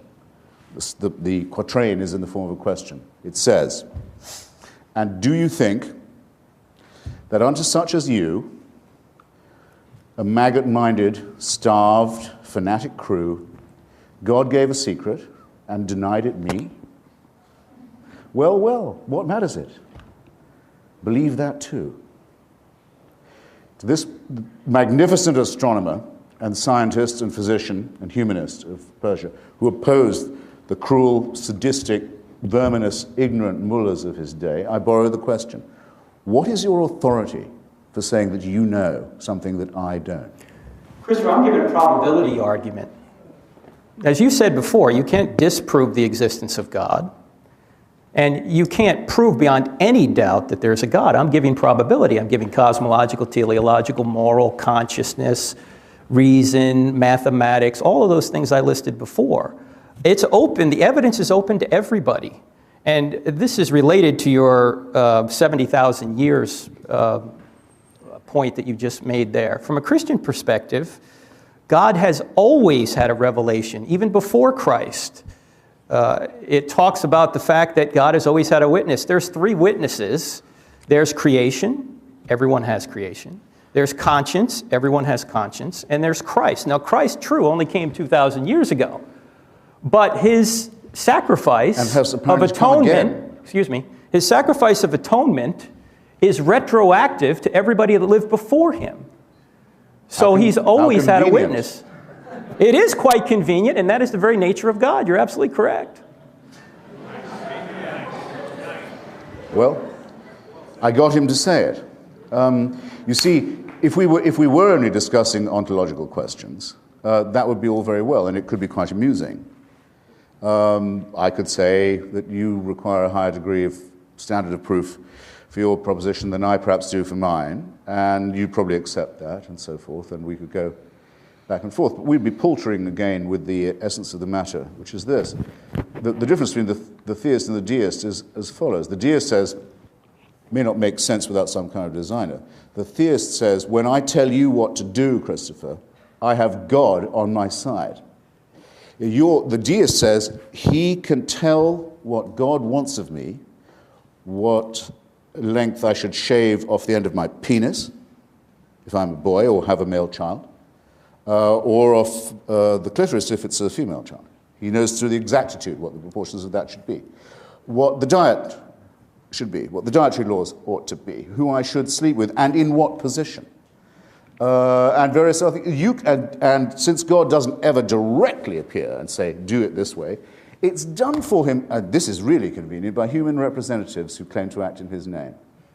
So that's why I think your standard of proof should be a great deal higher, because if the reason this point is important to you is because it would mean real power in the only world that actually exists, which is the material world, of you over me. And you wonder why I'm not keen. Okay, the material world is all that exists. That thought that you just mentioned, Christopher, the material world that all that exists, is that thought material? And if it is, why is it true? That sounds like casuistry to me, but I mean, I certainly think that that everything that I am capable of thinking, saying, feeling, and so forth does depend on my continued existence as a, what shall we say, mass of molecules, or shoot me in the head, and I can't go on like this. And I won't be coming back to bother you either. Question? Sure. Nor am I going anywhere after that's happened. Christopher. And I don't wish it otherwise, by the way. I don't wish it otherwise. God gives you what you desire. So, would that were the case? I have bear with me, a relatively long question here. After admitting that an unborn child is a human being, you write on page 221, and thankfully you say in the book that it's nonsense that an unborn child is not a human being. You admit that the unborn child is. You say this, and I quote, "There may be circumstances in which it is not desirable to carry a fetus to full term. You then go on to advocate termination of pregnancy if birth control fails." Here's my question. Why is it that, according to you, when God plays God by taking a life prematurely, in the Old Testament, for example, it is a moral outrage, but when you play God by taking a life prematurely through abortion, it is a moral right? Well, it's a false distinction. I mean, that's not what I say. I mean, I say that the great abortifacient is, I would say, nature. I don't say God. Of course, God does not decide that so many pregnancies are not carried to full term. Nature knows, in the case of our species, as with every other mammal and primate, that some fetuses are not going to make it and flushes them out. That's just a brute fact. We wouldn't be here if that wasn't the case, because we're, as you know, adapted biologically to an environment we've abandoned, the savanna. That's why we have appendices that are designed for grass eaters, and you know all of this. It's all very well knowable. You can't be having a brood of sickly, half-baked children and get away from the predators. I mean, so nature is the great abortifacient. I certainly don't blame God for it. I do, as a humanist, believe that the concept unborn child is a real one, and I think the concept is underlined by all the recent findings of embryology, and about the early viability of a well-conceived human baby, one that isn't going to be critically deformed, or even some that are, will be able to survive outside the womb earlier and earlier and earlier. And I see that date only being pushed pushed back. And I feel a responsibility to consider the occupant of the womb as a candidate member of society in the future, and thus to say that it cannot be only the responsibility of the woman to decide upon it, that it's a social question and an ethical and a moral one. And I say this as someone who has no supernatural belief. So your question ought to have been this: how do I have any ethical opinions, since I don't believe that I'm created? And I don't believe I'm going to heaven. I prefer the first question, if you don't mind. Right, but okay. But I mean, it just isn't it entailed by it? I appeal to the audience. Have I not answered the question about the termination of pregnancy? Which bit have I not answered? You better prompt me then. I'll read it again. Why is it that according to you, when God plays God by taking a life prematurely? Well, it isn't according to me. I don't say God does that. Nature does. In your book, which is right over here, you have an entire chapter about the atrocities in the Old Testament. Yes. And the atrocities have to do with God commanding genocide and those things. And you obviously have a problem with that, as many people should. So my question again is, why, according to you, when God plays God by taking a life prematurely in the Old Testament, is it a moral outrage, but when you play God by taking a life prematurely through an abortion, it is a moral right? Well, once again, I'm sorry if my work is so obscure, but I don't say that I have a moral right to terminate a pregnancy. I've given all the reasons that I think hedge that question ethically and morally very sternly, very stringently. And in any case, it's not like saying that every living child of the Amalekites should be destroyed. And an injunction by God to Moses to say he's been too merciful and he's spared too many children and enslaved too few women and didn't make the genocide complete. I'm sorry, I've never been accused of, and I expect not to be, if I'm lucky enough in my life, of any such thing. And the idea that there's a moral equivalence between the two, or handling the really difficult question of an unviable fetus and what should be done about it, isn't a moral equivalence at all. So do you want to say that all unborn life is, like you say in the book, is a human being, and therefore you should not kill it? Is that what you want to say to get out of this dilemma, or what do you want to say? No, but I think the presumption that I've long said that the presumption is that the unborn entity has a right on its side, and that every effort should be made to see if it can be preserved. And I think that's an ethical imperative. What I do say in the book is I think the Roman Catholic Church makes this argument immoral when it could be a moral one, by saying that contraception is not to be allowed, by saying that contraception is the moral equivalent of abortion. In other words, to say that contraception is also murder, which is a nonsensical and disproportionate position. I quote some serious Catholics in my book. William F. Buckley, the late, is one. Clare Boothe Luce is another, by saying, if the Church says that contraception and abortion are morally the same, it degrades the opposition to abortion morally. And by making absurd arguments, as it has in the past, Aquinas believed that every single sperm contained a microembryo inside it, and thus that, if you like, I hope I don't offend anyone, hand jobs are genocide.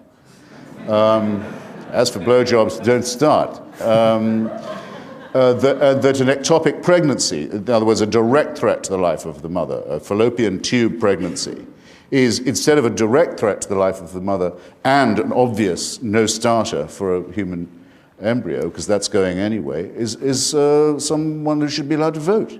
This is nonsense. It's casuistry, it's immoral, it's superstition, and it prevents people from thinking seriously about matters that humanism can decide for itself, for heaven's sake, without any supernatural intervention.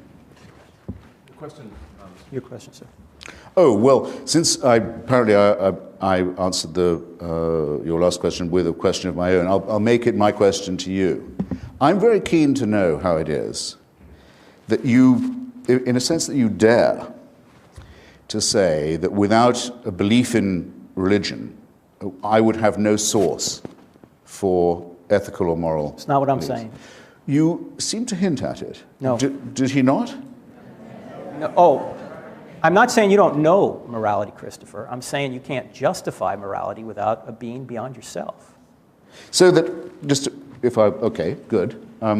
So that if I say that for me it's enough to be willing to love my fellow man and perhaps hope that my fellow man and woman will give me some of the same consideration in return, and that after all, the Samaritan, of whom we've all heard, was the only one to help after the priests and the Levites had passed by. And the Samaritan also, though he's talked of by Jesus, can't have been a Christian because he appears in a story told by Jesus, so there can't be any Christianity before that. Somehow, he knew the moral thing to do is to help his fellow person without a religious instruction. Yes, that's actually the whole point of the parable, though it's not the way it's usually told. And that's what Christianity teaches. You know morality. It's written on your heart. You don't need the scripture to know right from wrong. And this was only available to us 2,000 years ago. No, you've known it from the beginning of time. Conscience has been on humanity from forever. You'll have to let me press you a little bit on that. I mean, William Ewart Gladstone spent a huge amount of his life, and he was a great scholar of Latin and Greek, showing that every one of the Greek Socratic and other moral precepts, all they were just prefigurations of Christianity. These are the best the Greeks could do before Jesus arrived. But No. Because he couldn't face the idea that these solidarities and moralities and understandings are innate in people and don't require divine permission. I just have to ask you, if you could do it plainly, which side do you come down on? Do you think we need divine permission to act humanly to each other? No, it has nothing to do with permission. It has to do with the ontological category known as morality. Where does morality come from? Does it come from the benzene molecule, the carbon molecule, the oxygen molecule? In your worldview, where does it come from?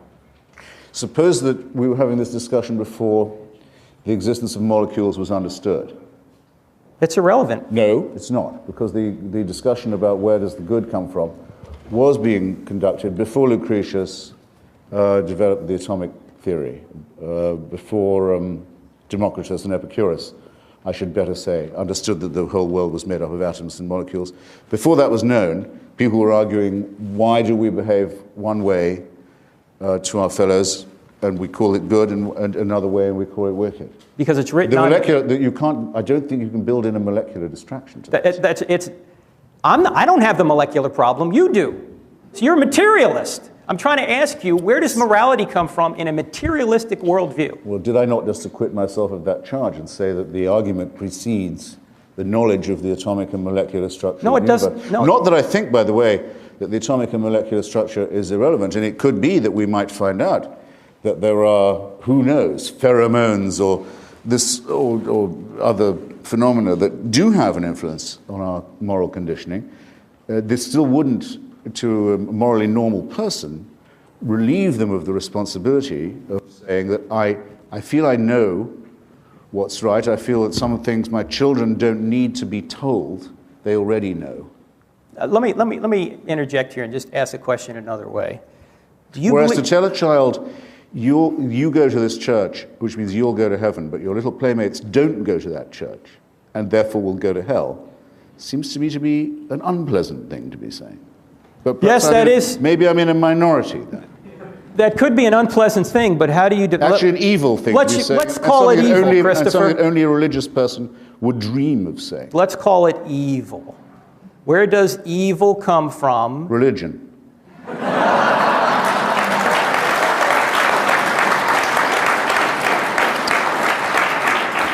And to answer your next question, morality comes from humanism and is stolen by religion for its own purposes. Humanism according to who? Hitler, Mussolini, Stalin, who?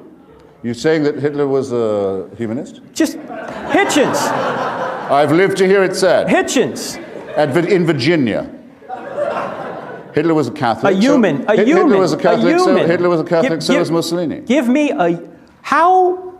How does morality exist if it's just my opinion against your opinion and there's no standard beyond? Both of them had an official political concordat with the Protestant and Catholic churches. Both of them wanted the worship of themselves as well as of God. So I suppose no evil comes from atheism. And their third main ally, Hirohito, the Emperor of Japan, not content just to be theocratic, was himself a god. So anyone who says that fascism and Nazism was secular is an ignoramus. Why is it wrong? On a gigantic scale. All right. I'm asking an ontological question. I'm not going to be asking called a Hitlerite because I'm a humanist. Okay? I'm not asking a sociological question. All right? Let me ask a question another way. This is my last question. If God does not exist, why do all people have a fixed moral obligation to love and not murder? How do molecules in motion have any authority to tell you how to behave? When you do something wrong, whose standard are you breaking? Who are you displeasing? The carbon atom, the benzene molecule, who? This question has been asked, Socrates answered it like this, when he was on trial for his life. Accused of blasphemy, by the way. He said that he had an inner daemon, was the way he put it. Not demon, a daemon, a spirit, an inner critic, a conscience would be one way of putting it.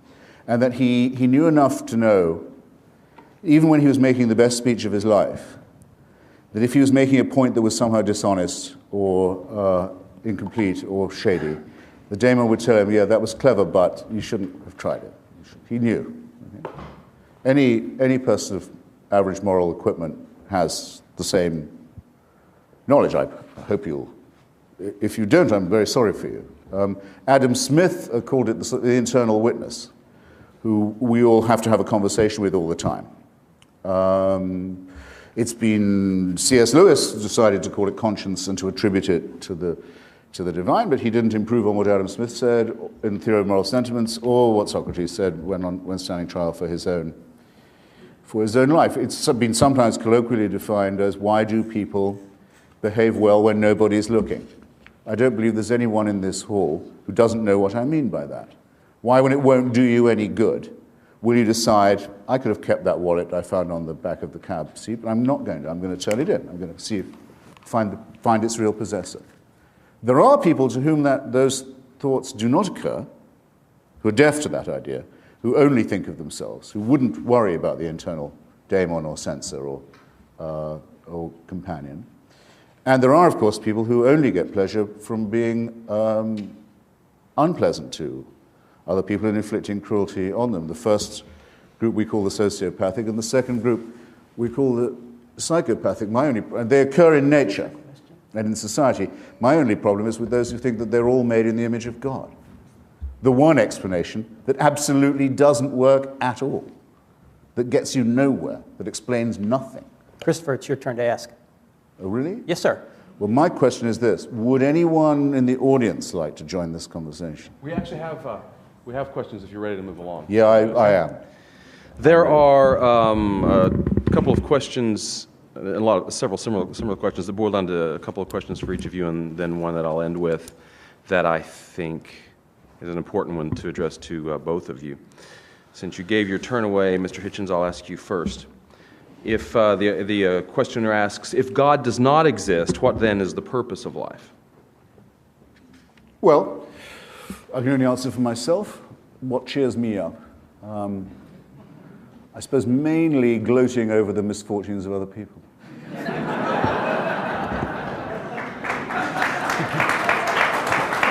I guess that. And you say evil comes from religion, huh? I guess that has to be it. I think, yeah, mainly crowing over the miseries of others. It doesn't always work, but it never completely fails. And then there's irony. There's irony, which is the gin in the Campari, the cream in the coffee. Sex can have diminishing returns, but it's amazing. No, that's pretty much it, and then it's a clear run to the grave.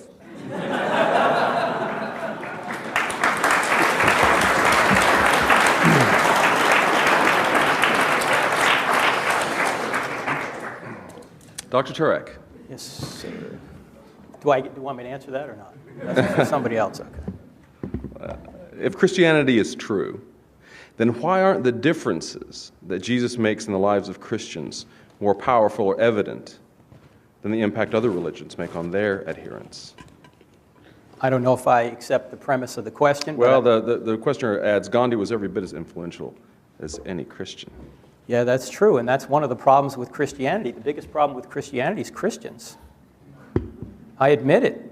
But the questioner is asking Yeah. a more central question, which is, if this is the truth, Yes. why then doesn't that truth, by the weight of its infinite being, cause its adherents to behave in a way that we can all notice? Well, I think you can notice it in several Christians. I think Christians for years have been the ones that have built hospitals and cared for the poor and cared for the weak and the sick. So I think it does make a difference. My problem, which is part of the problem that the questioner is asking, is why doesn't it have this effect on everyone? And I'll throw a little Christian theology in here. The problem isn't that we don't have all the Holy Spirit. We do. We just don't allow all the Holy Spirit to do what it should do. It's our problem. We are fallen human beings. And that's why Christ had to come, because we are fallen human beings. And has to come again because he didn't get it right the first time. I agree with you that the grammar of the question is wrong, but for a different reason. I don't see what's moral about Christian preaching.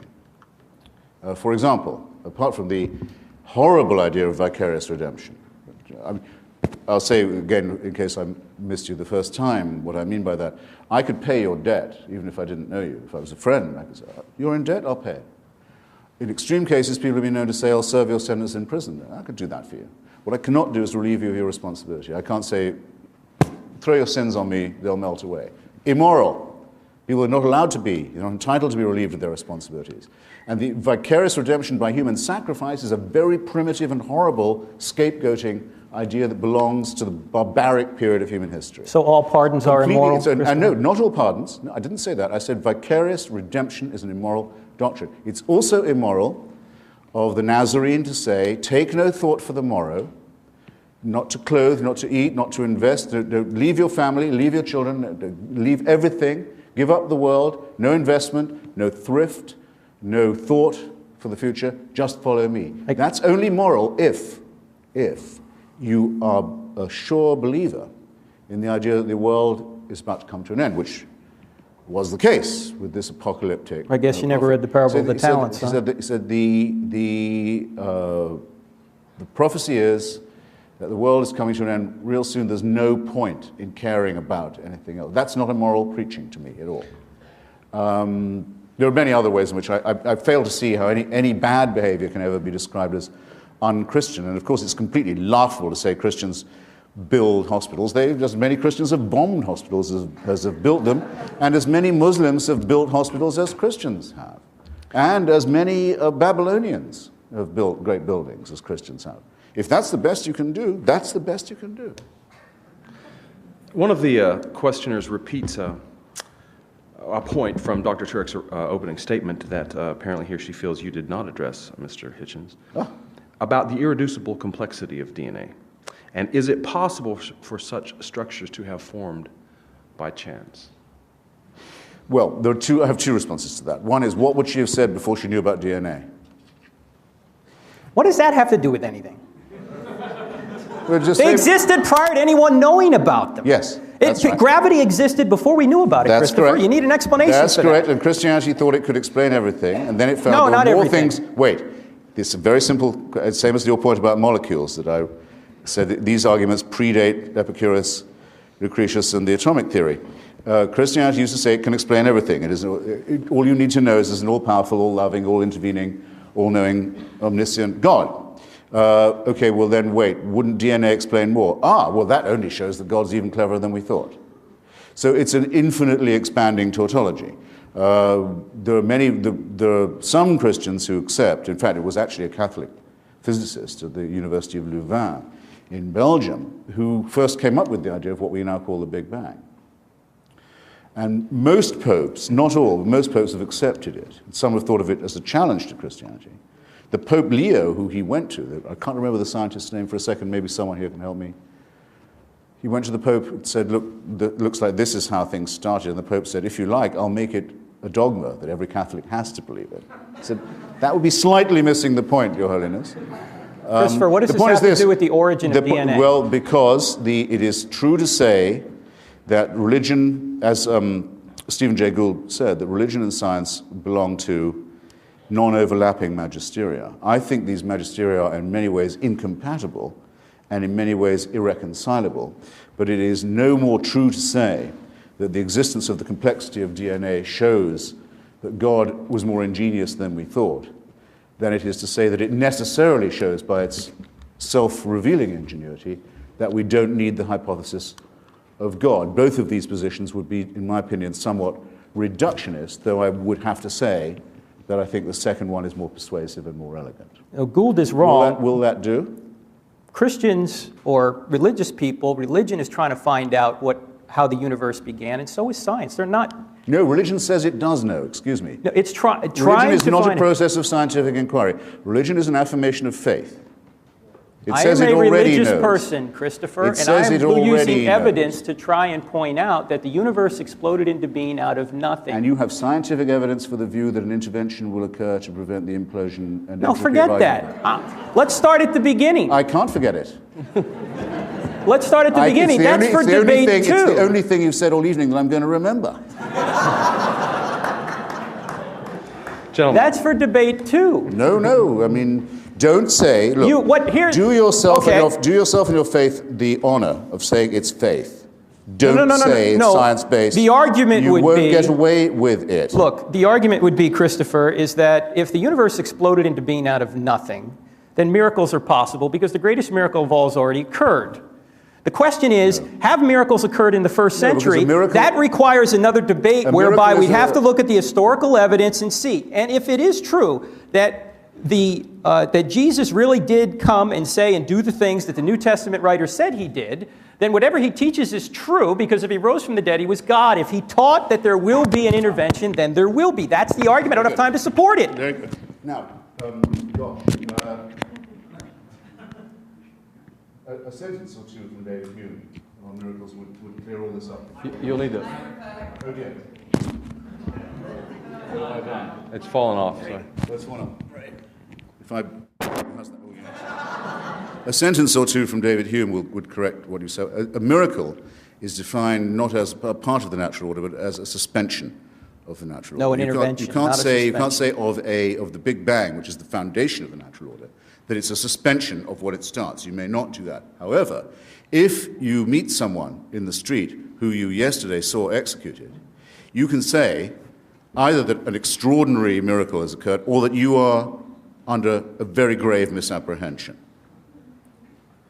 And David Hume's logic on this, I think, is quite irrefutable. He says, what is more likely, that the laws of nature have been suspended in your favor and in a way that you approve, or that you've made a mistake?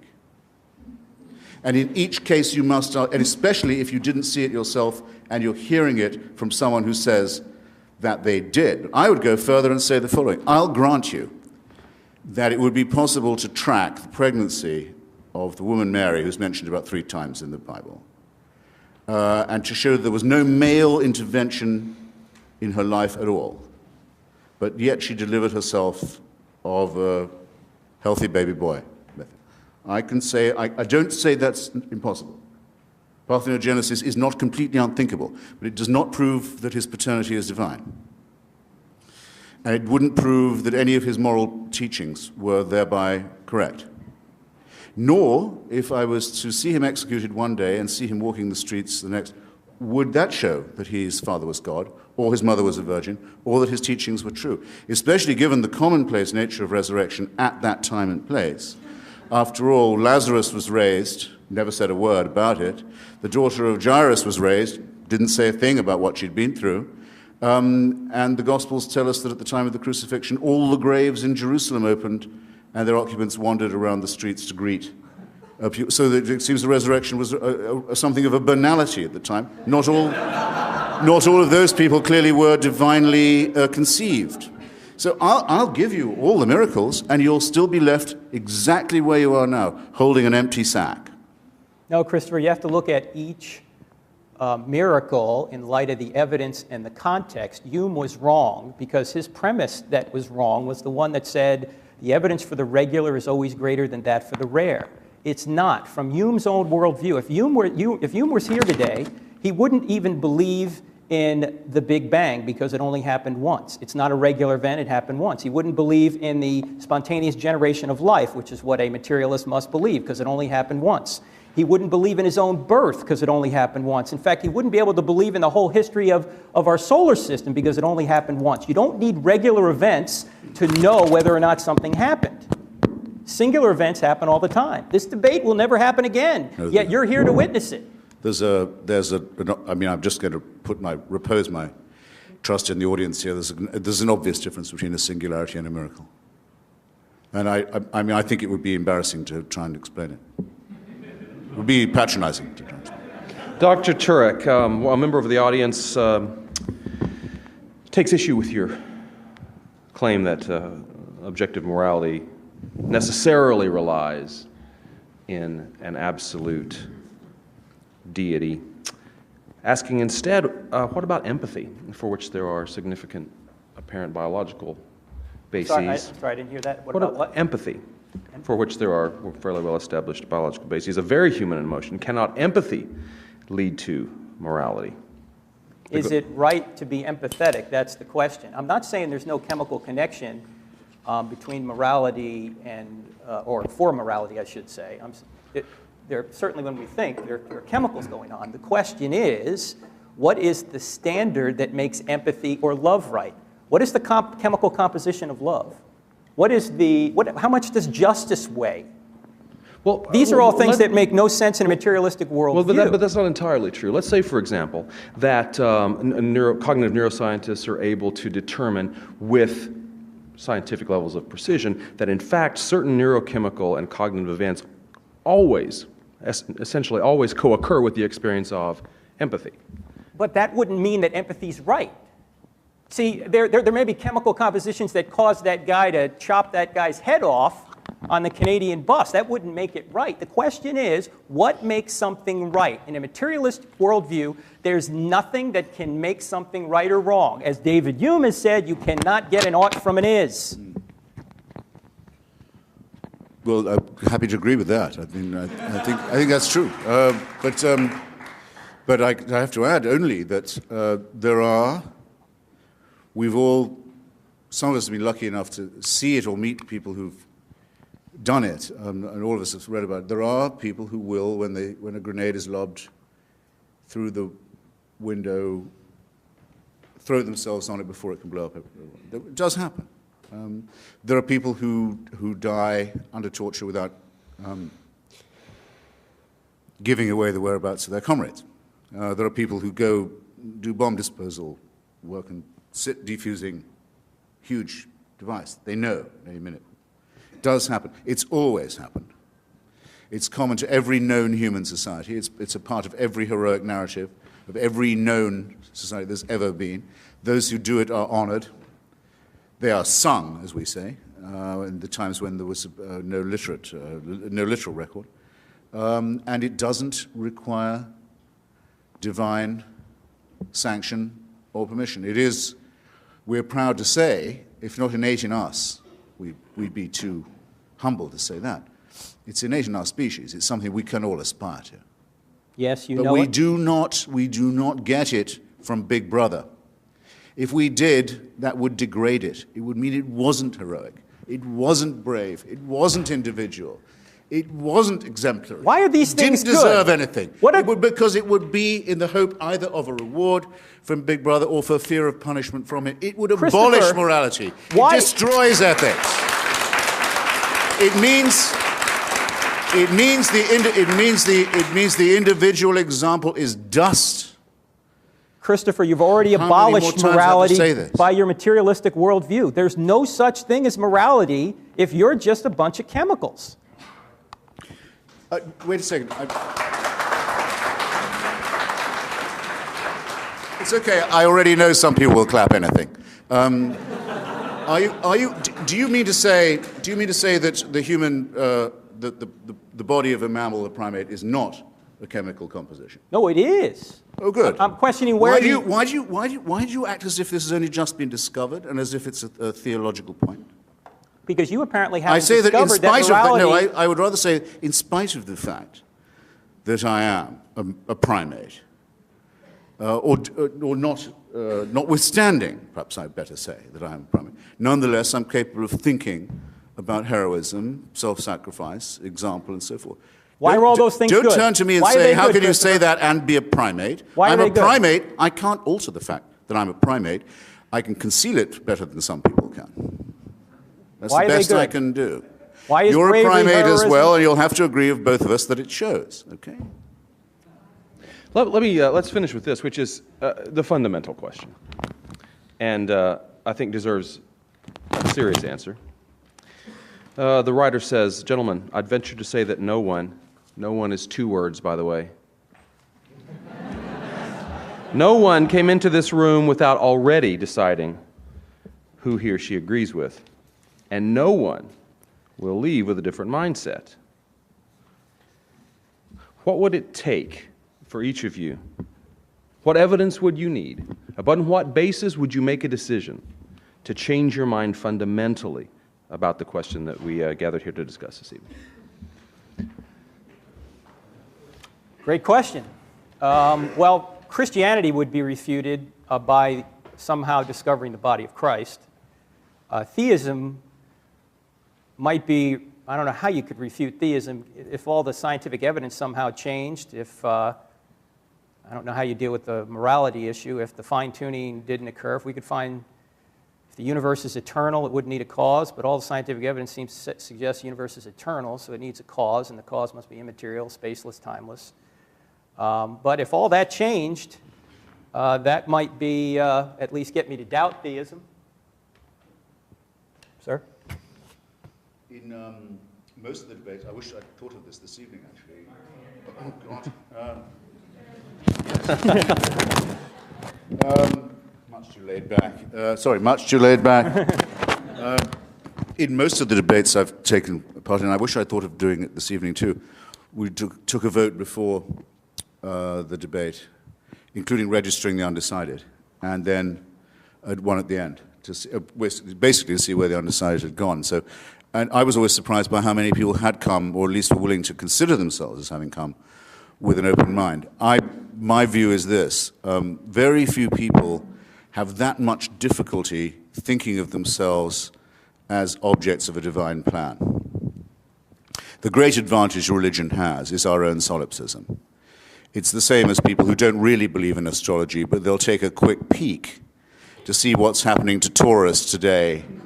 And if it says, well, might be a good time for a flutter on the stock exchange, not to think, hang on, the planets don't really move to determine my investments, but maybe, it's not impossible. It could all be about me. I think about it quite a lot, actually, because I have the same birthday as Thomas Jefferson, April the 13th. Except that I don't, because he was born under the old calendar. And I think though it says on his tomb he was born on the 13th of April, he was actually born on something like the 25th of April under the old calendar. I've often wondered how the horoscope people managed the transition, the time when everyone had to change which star sign they were. I dare say it got done easily enough.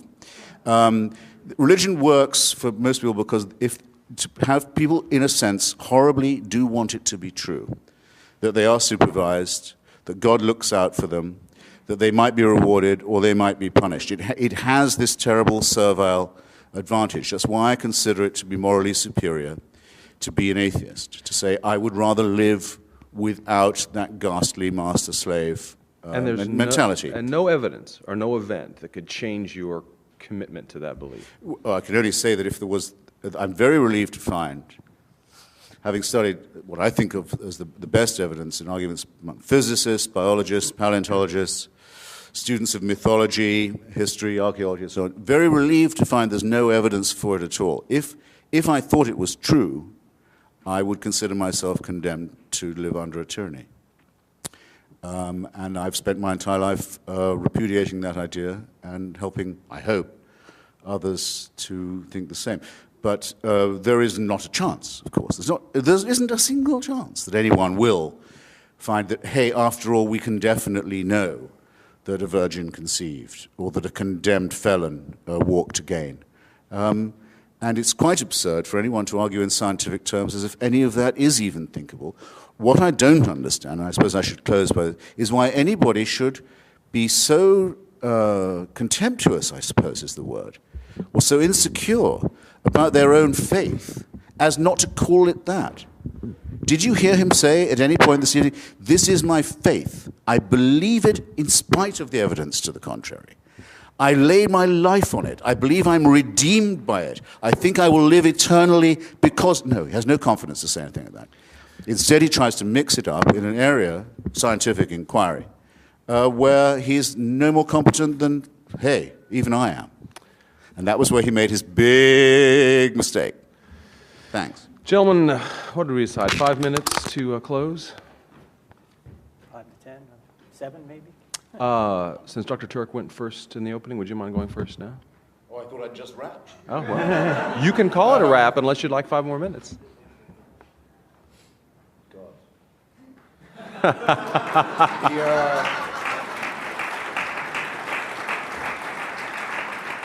When asked what I think are the most erotic words in the language, I sometimes think, cat. Terminally laid back now. When asked what I think are the most erotic words in the language, I sometimes think slowly, captive, audience. No, you know what? If I haven't made my case by now, brothers and sisters, I don't think I will make it in the next 5. I ask you to excuse me. If anyone thinks that there's a question, who's heard me, who thinks there's a question I answered poorly, or inadequately, or badly, or failed to answer at all, and would like to challenge me, I'd happily give them 5 minutes. But I have, so to say, shot my bolt otherwise. Is there anyone who would like to challenge me? Yes. Please. If there is no God, why do you spend your whole life trying to convince people that there isn't? Why don't you just stay home? Was the Can you repeat that? was the question? The question is, if there is no God, why spend your life and career trying to refute that? Why not just leave it alone and stay home? Fair enough? Well, it isn't my whole career, for one thing. It's become a major preoccupation of my life, though, in the last 8 or 9 years, especially since September 11th, 2001, to try and help generate an opposition to theocracy and its depredations internationally. That is now probably my main political preoccupation.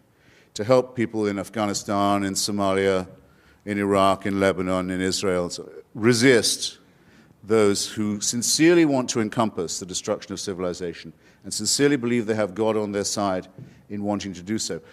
Maybe I will take a few minutes just to say something that I find repulsive about especially monotheistic, messianic religion. With a large part of itself, it quite clearly wants us all to die. It wants this world to come to an end. You can tell the yearning for things to be over whenever you read any of its real texts or listen to any of its real, authentic spokesmen, not the sort of the pathetic apologists who sometimes masquerade for it. Those who talk, there was a famous spokesman for this in Virginia until recently, about the rapture. Say that those of us who have chosen rightly will be gathered to the arms of Jesus, leaving all of the rest of you behind. If we're in a car, it's your lookout. That car won't have a driver anymore. If we're a pilot, that's your lookout. That plane will crash. We will be with Jesus, and the rest of you can go straight to hell. The eschatological element that is inseparable from Christianity. If you don't believe that there is to be an apocalypse, there is going to be an end, a separation of the sheep and the goats, a condemnation, a final one, then you're not really a believer. And the contempt for the things of this world shows through all of them. It's well put in an old rhyme from an English exclusive brethren sect. It says that we are the pure and chosen few, and all the rest are damned. There's room enough in hell for you. We don't want heaven crammed. You can tell it when you see the extreme Muslims talk. They cannot wait.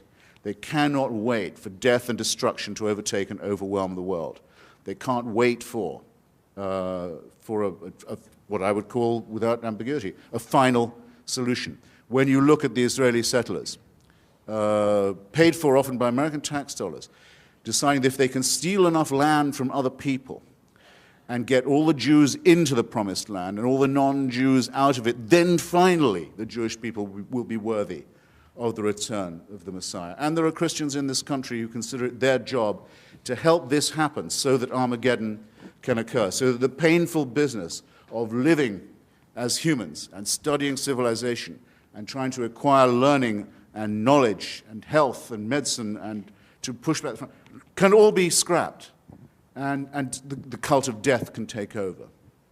That, to me, is a hideous thing in eschatological terms, in end times terms, on its own, a hateful idea, a hateful practice, and a hateful theory, but very much to be opposed in our daily lives, where there are people who sincerely mean it, who want to ruin the good relations that could exist between different peoples, nations, races, countries, tribes, ethnicities, who openly say they love death more than we love life, and who are betting that with God on their side, they're right about that.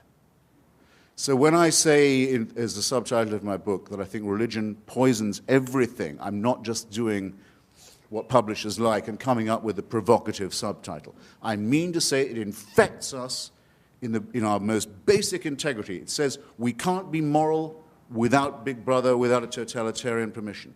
It means we can't be good to one another. It means we can't think without this. We must be afraid. We must also be forced to love someone who we fear. The essence of sadomasochism.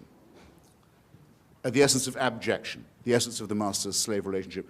And that knows that death is coming and can't wait to bring it on. I say this is evil.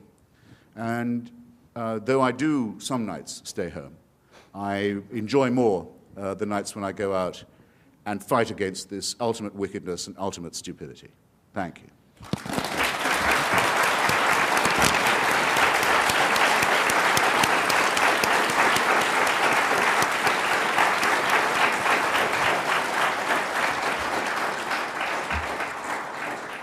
Dr. Turek, your close.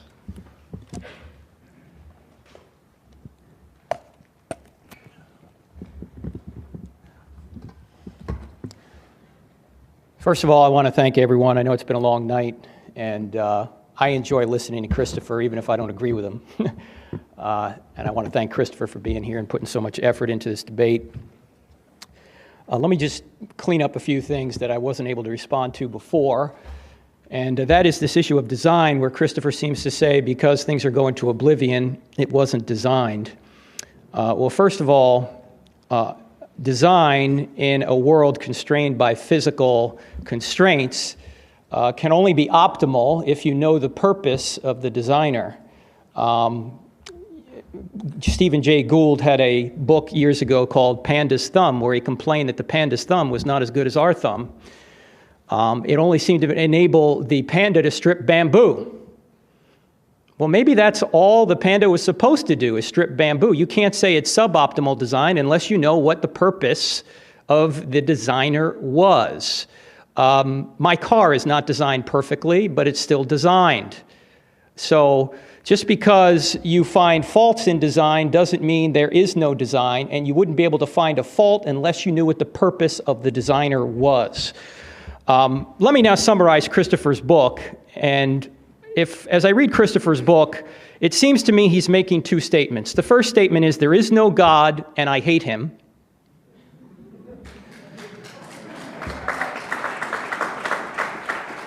After all, Christopher defines himself as an anti-theist, not an atheist, but an anti-theist. And that's why he couldn't even respond to the question, what might change your mind? Nothing is going to change Christopher's mind. His mind is made up. The second, he's narrow-minded, yes. The second major point he makes is, since religious people do evil things, God doesn't exist. That is a non sequitur in logic. We all do evil things. That doesn't mean our parents don't exist. Just because people do evil things doesn't mean that all religion is false. And Christopher bunches all religions together and makes no distinctions that need to be made. I am with you, Christopher, on your opposition of radical Islam. I am with you. I am with you politically on more things than you will know, because I think many religions are false, and there are many false beliefs. In fact, many religious people, here's the points Christopher makes, and he's right about many of these things. Many religious people have behaved terribly. Many religious beliefs are false and can't be justified.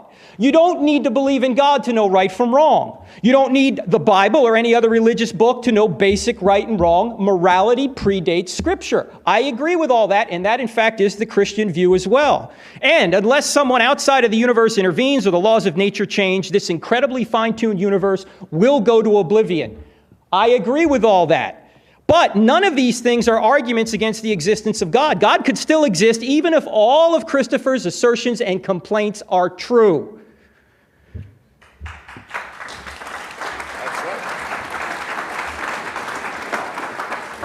Let me also point out that religion does not poison everything. Everything poisons religion.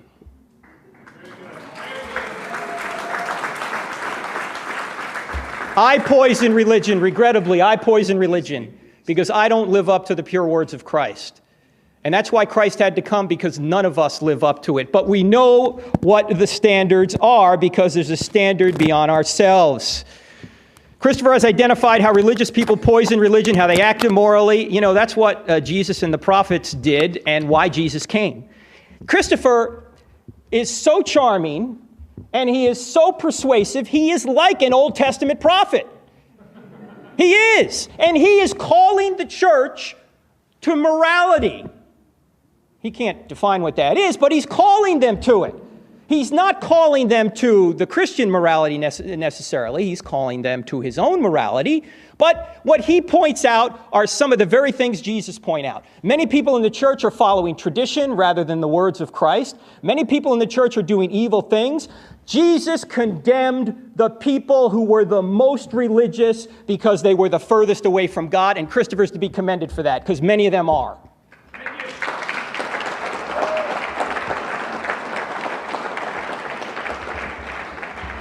But unlike Jesus, who appealed to God's standard of morality, Christopher's atheism affords him no objective moral standard by which to judge anything wrong, including all the sins of religious people: circumcision, sexual restrictions, suicide bombing, etc. He has to borrow objective morality from the theistic worldview in order to argue against it. He has to assume God in order to deny him. He has to sit in God's lap in order to slap his face.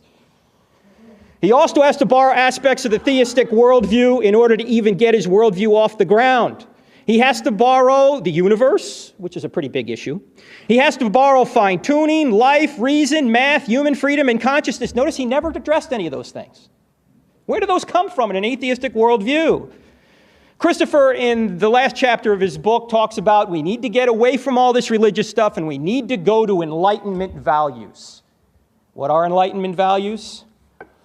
Well, is what Christopher says on the last page of his book. Quote, "Very importantly, the divorce between the sexual life and fear, the sexual life and disease, and the sexual life and tyranny can now at last be tempted on the sole condition that we banish all religions from the discourse." It appears that Christopher is rebelling against the church lady here.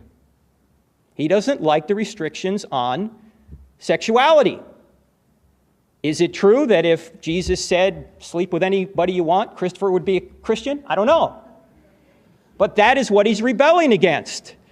Now, he talks about the divine dictatorship. He says that he rebels, as he just pointed out, against the divine dictatorship because he's an anti-theist. But let me ask this question. Why must everyone submit to his dictatorship? The dictatorship of Christopher Hitchens. He's telling everyone to live up or to give up their sacred text and to live according to renewed Enlightenment values, values that apparently he gets to choose.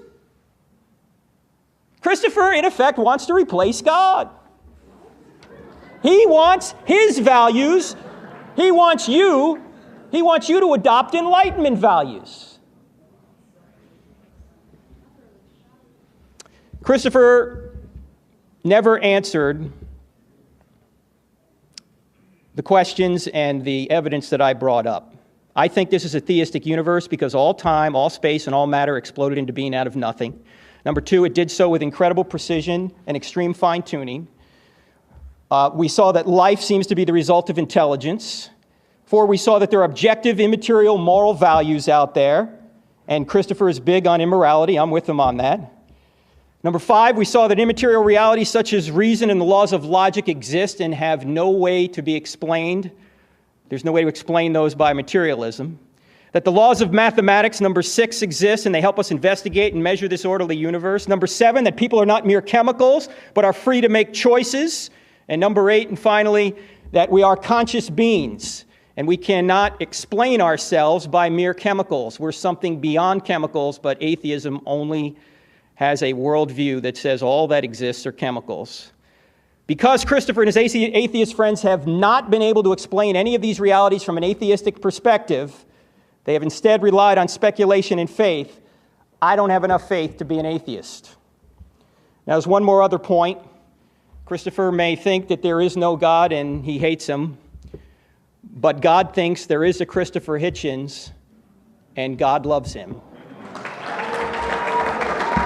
Thank you.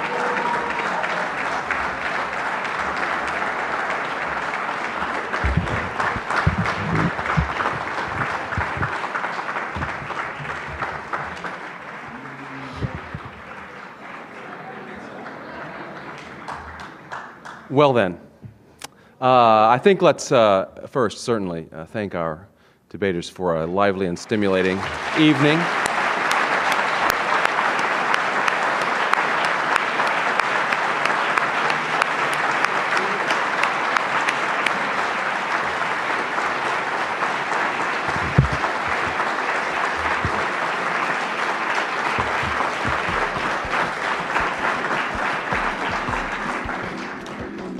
Good evening. Thank you again for coming.